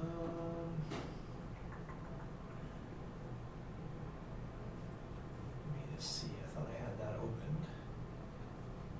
I do not have that open. Let me see. Earlier today, was I looking at it earlier today? No, I wasn't. But I think at some point I was. Sorry, folks. I'm just trying to find something to show you here.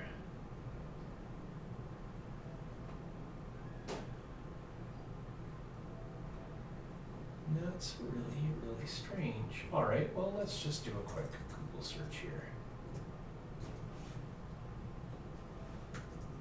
All right, so we're looking for some Kashyyyk images, and I want to show you what I'm looking at, or what I was referencing here. So Kashyyyk hut, and let me see if I can find the exact image that I wanted to show you.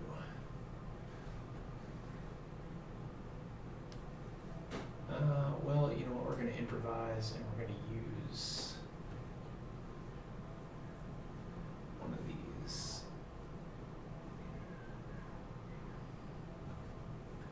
It's unfortunate. I really wish I could find that one that oh, you know what? Fantastic. I found it. Okay. Let me go in here, and I have way too many windows open. Bring you here. And I'm going to screen share with you guys, and let me just see if I can use my TV so I know what I'm showing you. All right, this is the image right here that we want to look at, and we're just going to bring that out of the way, and hopefully you guys are seeing. Okay, you are. Okay, great. This is what we want to look at. And if we zoom in on this particular image, what we're working on is, I can't quite see if I'm showing you guys this or not, because it doesn't let me have really nice control over this. Oh, I wish I could see what I was showing you guys. Sorry guys, this is just really frustrating that I cannot see my own screen share. It's just the nature of this program. All right, well, I'm going to just do this one really quick way. I'm going to go back over here. I'm going to go back to camera. I'm going to steal the image, and I'm just going to go in here and plunk it right on the screen, and we'll do it in just a slightly different way. New image, and we will bring that over for you guys.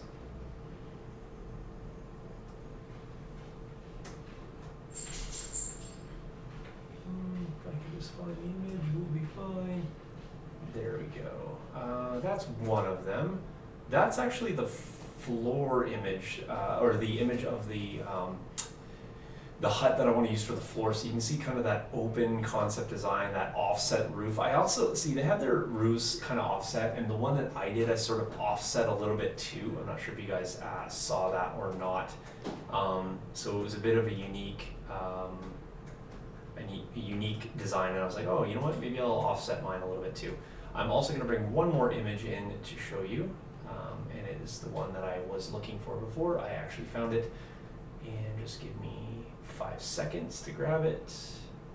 There it is. If only this worked before, it would have been fine. Fantastic. So now if you guys are looking at this image here, the hut that's on the top, and you can kind of see how it's sort of offset, or it looked offset to me, so I kind of went with that design. So if I just flash back and forth here, if I bring up the small camera, and if I go there and I pop this guy.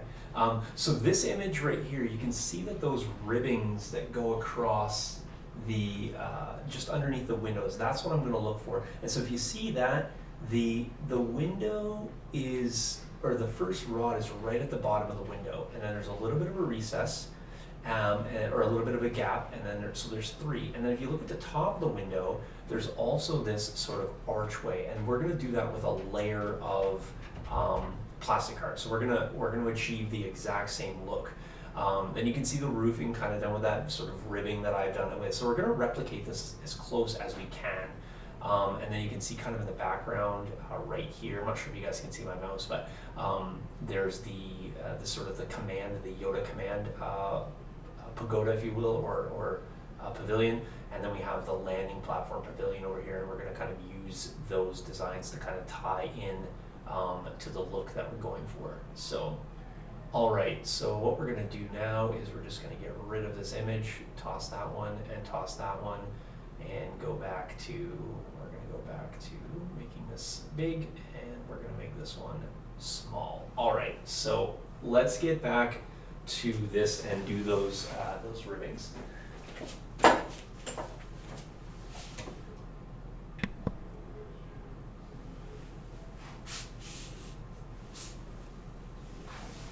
So I'm not 100% sure how much of that you guys heard, but hopefully you saw the images that I put up there. and that's the references that we're going to go with. I'm not sure if that picked up on this mic or not. If it didn't, hopefully you guys got me on one of the mics, and if not, my apologies. I'll explain it, I'm sure, in the future.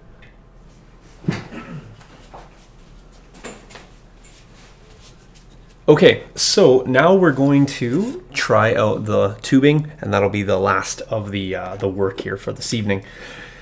So you saw in the image, or hopefully you saw in the image, and if you didn't, I sort of tried to explain it. We're going to do the very first one right below the window. And we're going to do that one, and then we're going to do some spacing from there. So first thing that we need to do, and unfortunately, because these pieces are angled, we're actually going to need to measure and cut each of these individually. It's not that difficult. We just need to take good care that we're getting it in the right spot, and we want to have as tight a fit as possible. So what I advocate here for is actually cutting a little bit longer each initially. Try to cut it a little bit longer, and then you can always trim down. It's really hard to add plastic onto plastic later. And by hard, I mean impossible. So there's a couple ways you can cut the rod. You can try to cut straight through it by pressing down. However, I typically will put my knife blade on and then give it a little bit of a roll, a little bit of a wiggle. And once I have it scored kind of all around, then I actually just snap. And you've seen how easy that came off. And what that does, it gives me a much nicer flush cut. It's not angled and weird, and that's really important for this particular section. So now I'm looking at this and I'm like, oh, okay, it's too big. So now I need to start trimming it down. That's fine, I knew that. I'm gonna just try to cut off a little bit. And the nice thing about starting with the upper piece, or the longest piece, is if I do happen to miscut or cut it like too short, then what ends up happening is then I can use it as the next piece or the next piece down. So starting with the top one just gives me a little bit of room for error and a little bit of less wasted material. So thank you for letting me know that you could hear that. I just wasn't sure if the mic picked that up because it looked like it might have been on mute. All right, so now I'm just taking a little shaving. Now, I'm sure if you guys can pick this up on camera how small it is, but actually it picks up not bad. So you can see how thin with a nice sharp blade I can trim and cut. That's really important. Scratch building is about patience, and it's about precision, and you really want to be careful with that. I actually just popped my neighboring piece off here a little bit because I tried to be forceful, so I need to make a small gluing fix, and I have to do it this way because I can't get behind the piece, but I need to lift, press, and hold. So again, beauty of scratch building, if you built it once, you can fix and build it again. So do really like that element. I also notice that I have a little bit of excess glue here, hot glue that is, right at the top, and I want to trim that off. I don't know if that was the glue I applied or if that just squeezed out, but either way, we'll cut it off, and it'll just help us in the future for flush fitting. There we go. All right, so I think I was telling myself I needed to take just a sliver of a sliver.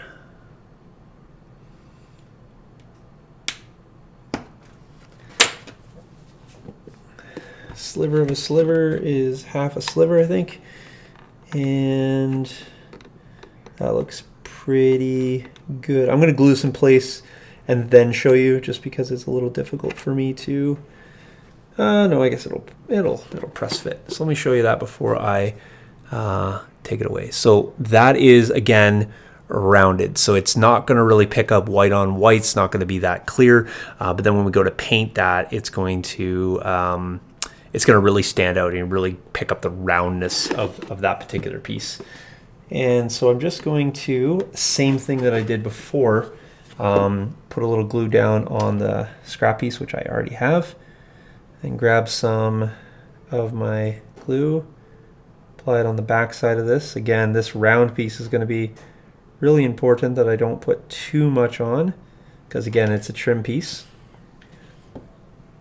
And then I'm going to want to press it in place. I'm not going to have a bunch of wiggle room because I don't want to, again, wiggle it around too much, because then it's just going to get glue all over the plastic card. And so I have to not stick it to my fingers. Press it in place. You can use tweezers if you like. I typically just really like to manipulate things with my hands because I want to make sure I have this rod following the contour of the window itself, if I can. Wow, it's under a lot of pressure in there. It's a really tight fit, which is good, but at the same time, it really wants to pop out. So I'm just going to press that in. Not wanting to cooperate. I think I still need to trim it just a little bit. It's a little bit too snug.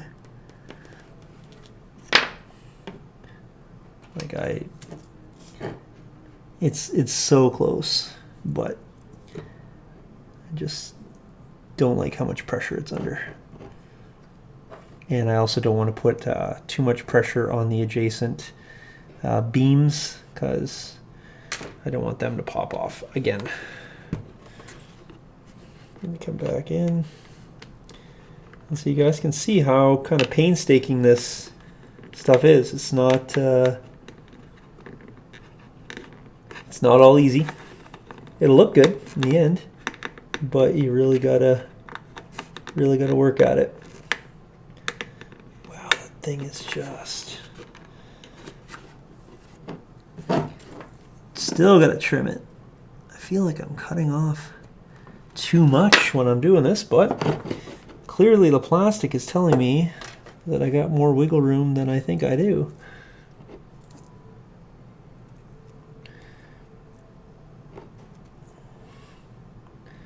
And it's at this point that people at home are saying, wow, that is way too much work for what I'm trying to get done here. I'm just trying to paint and play the game. It's worth it in the end, folks. I think you'll agree. There we go. Look at that. See, when you know, you know. That piece just slid in like a glove. Sets up nicely. Just going to blast it with a touch of accelerant just to make sure I can take my fingers away to show you guys on camera.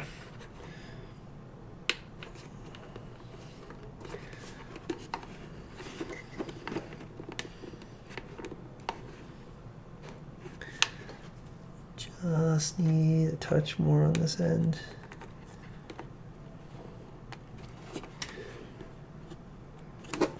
Okay. There we go. So it's in there. We are going to get a couple more done here, and then I am going to be done for this evening. All right. Next one should go a bit nicer. Now, what we have to be careful of is we have to figure out our spacing. For that, what I will typically do is take something that I can use as a known gauge. Now, this is a strip that's been cut not by me, but by Wintergreen. So I know it's going to be a little bit more machined and precise than me taking a cut. And so what I'm going to do is I'm going to cut this down to be a little bit smaller than the smallest cut. So right about there-ish. And this is going to become my gauge. And what I mean by that is I'm going to use it as a spacer. I'm going to pop it in here. I'm going to put the next one next to that. I'm going to use this as a kind of a glue point. And once I have that set in, it's just going to really allow me to space these next pieces straighter and more precise. So first thing we need to do is we need to figure out what the next one's going to be.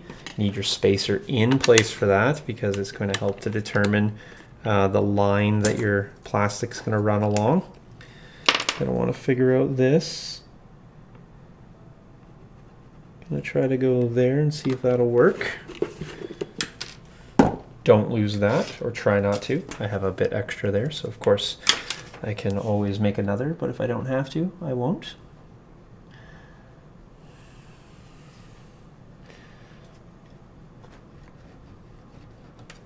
Got that. Snap it off like I showed you before. There. Grab my spacer. A lot of back and forth manipulation here. Okay, so of course I'm a little too long, which is fine. Just need to figure out what angle I'm going to cut at. Okay. Lots of back and forth.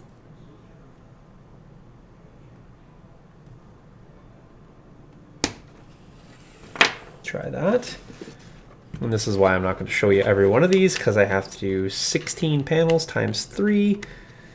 But you can see that one slid in very nicely. We'll glue this one in real quick, and we'll get one more done here, and then call it a session.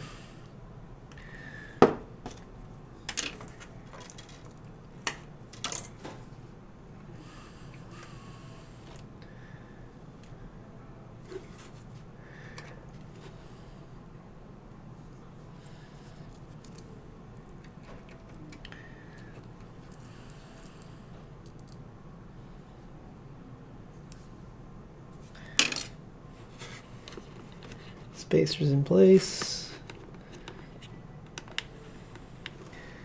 Hold that in there. Grab my knife to grab my spacer out.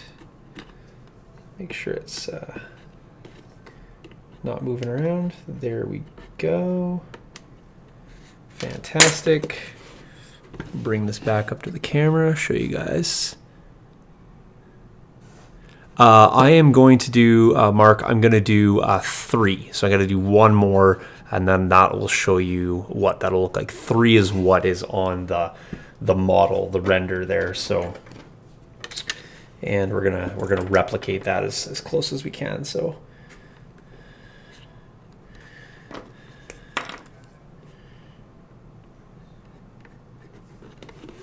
all right, one more to go. I really like the look of this. It's looking pretty sharp. So I am going to press this one through. What I noticed was the pieces fit a little bit better if they're cut on a slate. Usually I'm not looking for an angle, but they actually go in a little bit better if I cut a little bit of a negative angle, just based on the angle of the pieces next to it. They fit a little bit, excuse me, a little bit nicer, a little bit less pressure. The first one I didn't cut like that, and on the second one I realized that, hey, if I just angle it a little bit, then it fits that much nicer.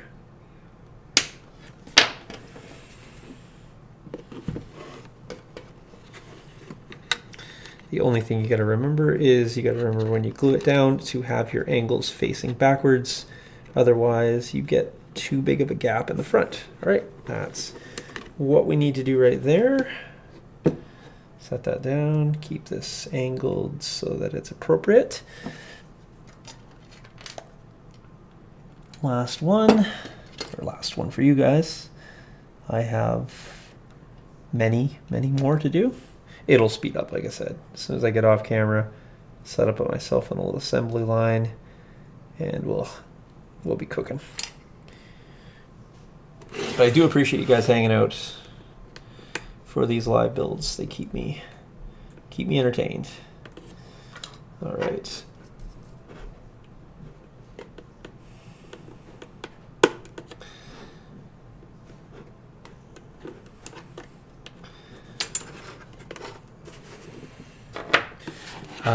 There you go. That's what 3 of those looks like.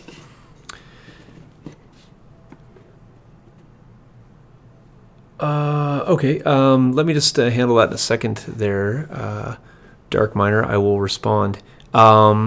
yeah, so that's effectively what we're looking at. So I think you guys can agree that it's going to start to look a little bit more polished with each layer. We're going to do the window treatment at the above piece, and so what we're going to do there is we're going to add a little bit of depth up here. It'll be a little bit, it'll be half the thickness of the original plastic. It'll be inside both struts on either side, so it'll be well within the threshold of that. And then we're going to bring the bamboo skewers right up to the bottom. I also noticed there's a bit of a railing that runs along the outside, and so we may be able to incorporate that into our design as well. So we'll just probably do that. We'll do each piece in turn, just so that we're making sure that we're not getting too far ahead of ourselves, meaning me. But yeah, I think once we get those wrapped around, it will really start to look pretty cool. I'm also not going to do them on I think I will. I was going to say I might not do them on the flat panels, and I might do something else on there. I may actually just skip the flat panels for now, and then see if I want to do anything else here. I can always come back and add the rods in later. So Dark Miner, that's a good point. I believe I went and shared a bunch of the build videos on the unofficial terrain group, and the reason, and I don't know if I finished sharing the whole series, so if you want to go look there, and you can message me if we're missing any parts. But what happened was I shared them on my old YouTube channel, on the Terrain Guy terrain channel, and my email address that I paid for, the service provider for that went kaput. I couldn't pay to renew my account, and what I didn't realize is that YouTube had that as my recovery, or my main address, and my recovery address for that, because I created that terrain channel probably 11 years ago. I had something like 400 or 500 videos on there. And what ended up happening was the recovery email address was my university account. And when I graduated university, after my third degree, it closed out, and I was perfectly fine with that, but not realizing that it was connected. Anyway, long story short, because I wasn't able to provide them sufficient numbers of old passwords and some other information that I didn't remember from 11 years ago, they actually closed that account, and I lost all the videos for that channel, including the Endor series.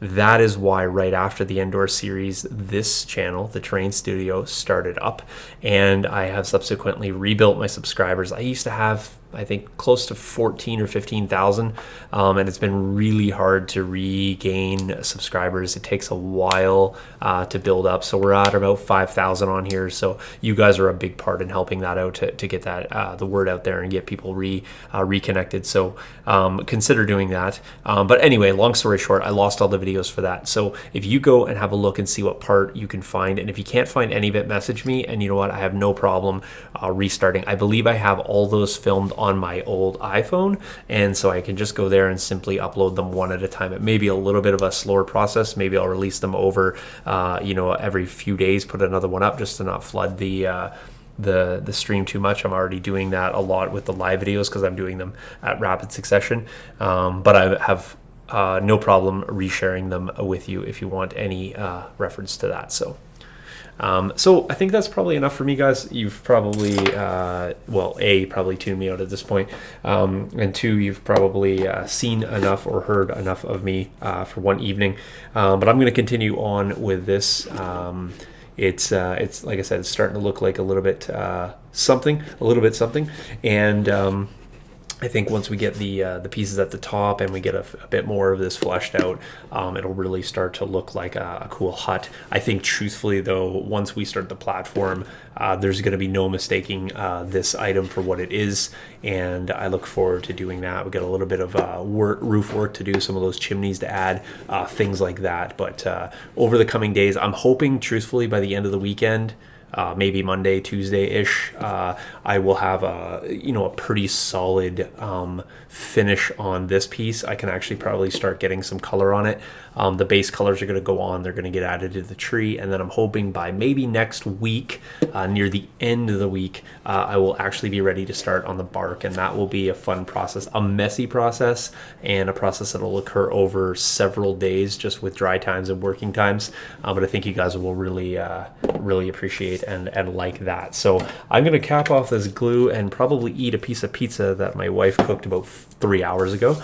And I actually made the pizza, she cooked it, and I have not eaten any of it. So we're going to try that out. And if I don't return tomorrow, it's because the pizza was terrible and I have indigestion. But if I do return tomorrow, hopefully you guys will return as well and check me out here in the Terrain Studio. So thanks for watching, guys, and I'll catch you in the next video. And even though YouTube doesn't like it, cheers.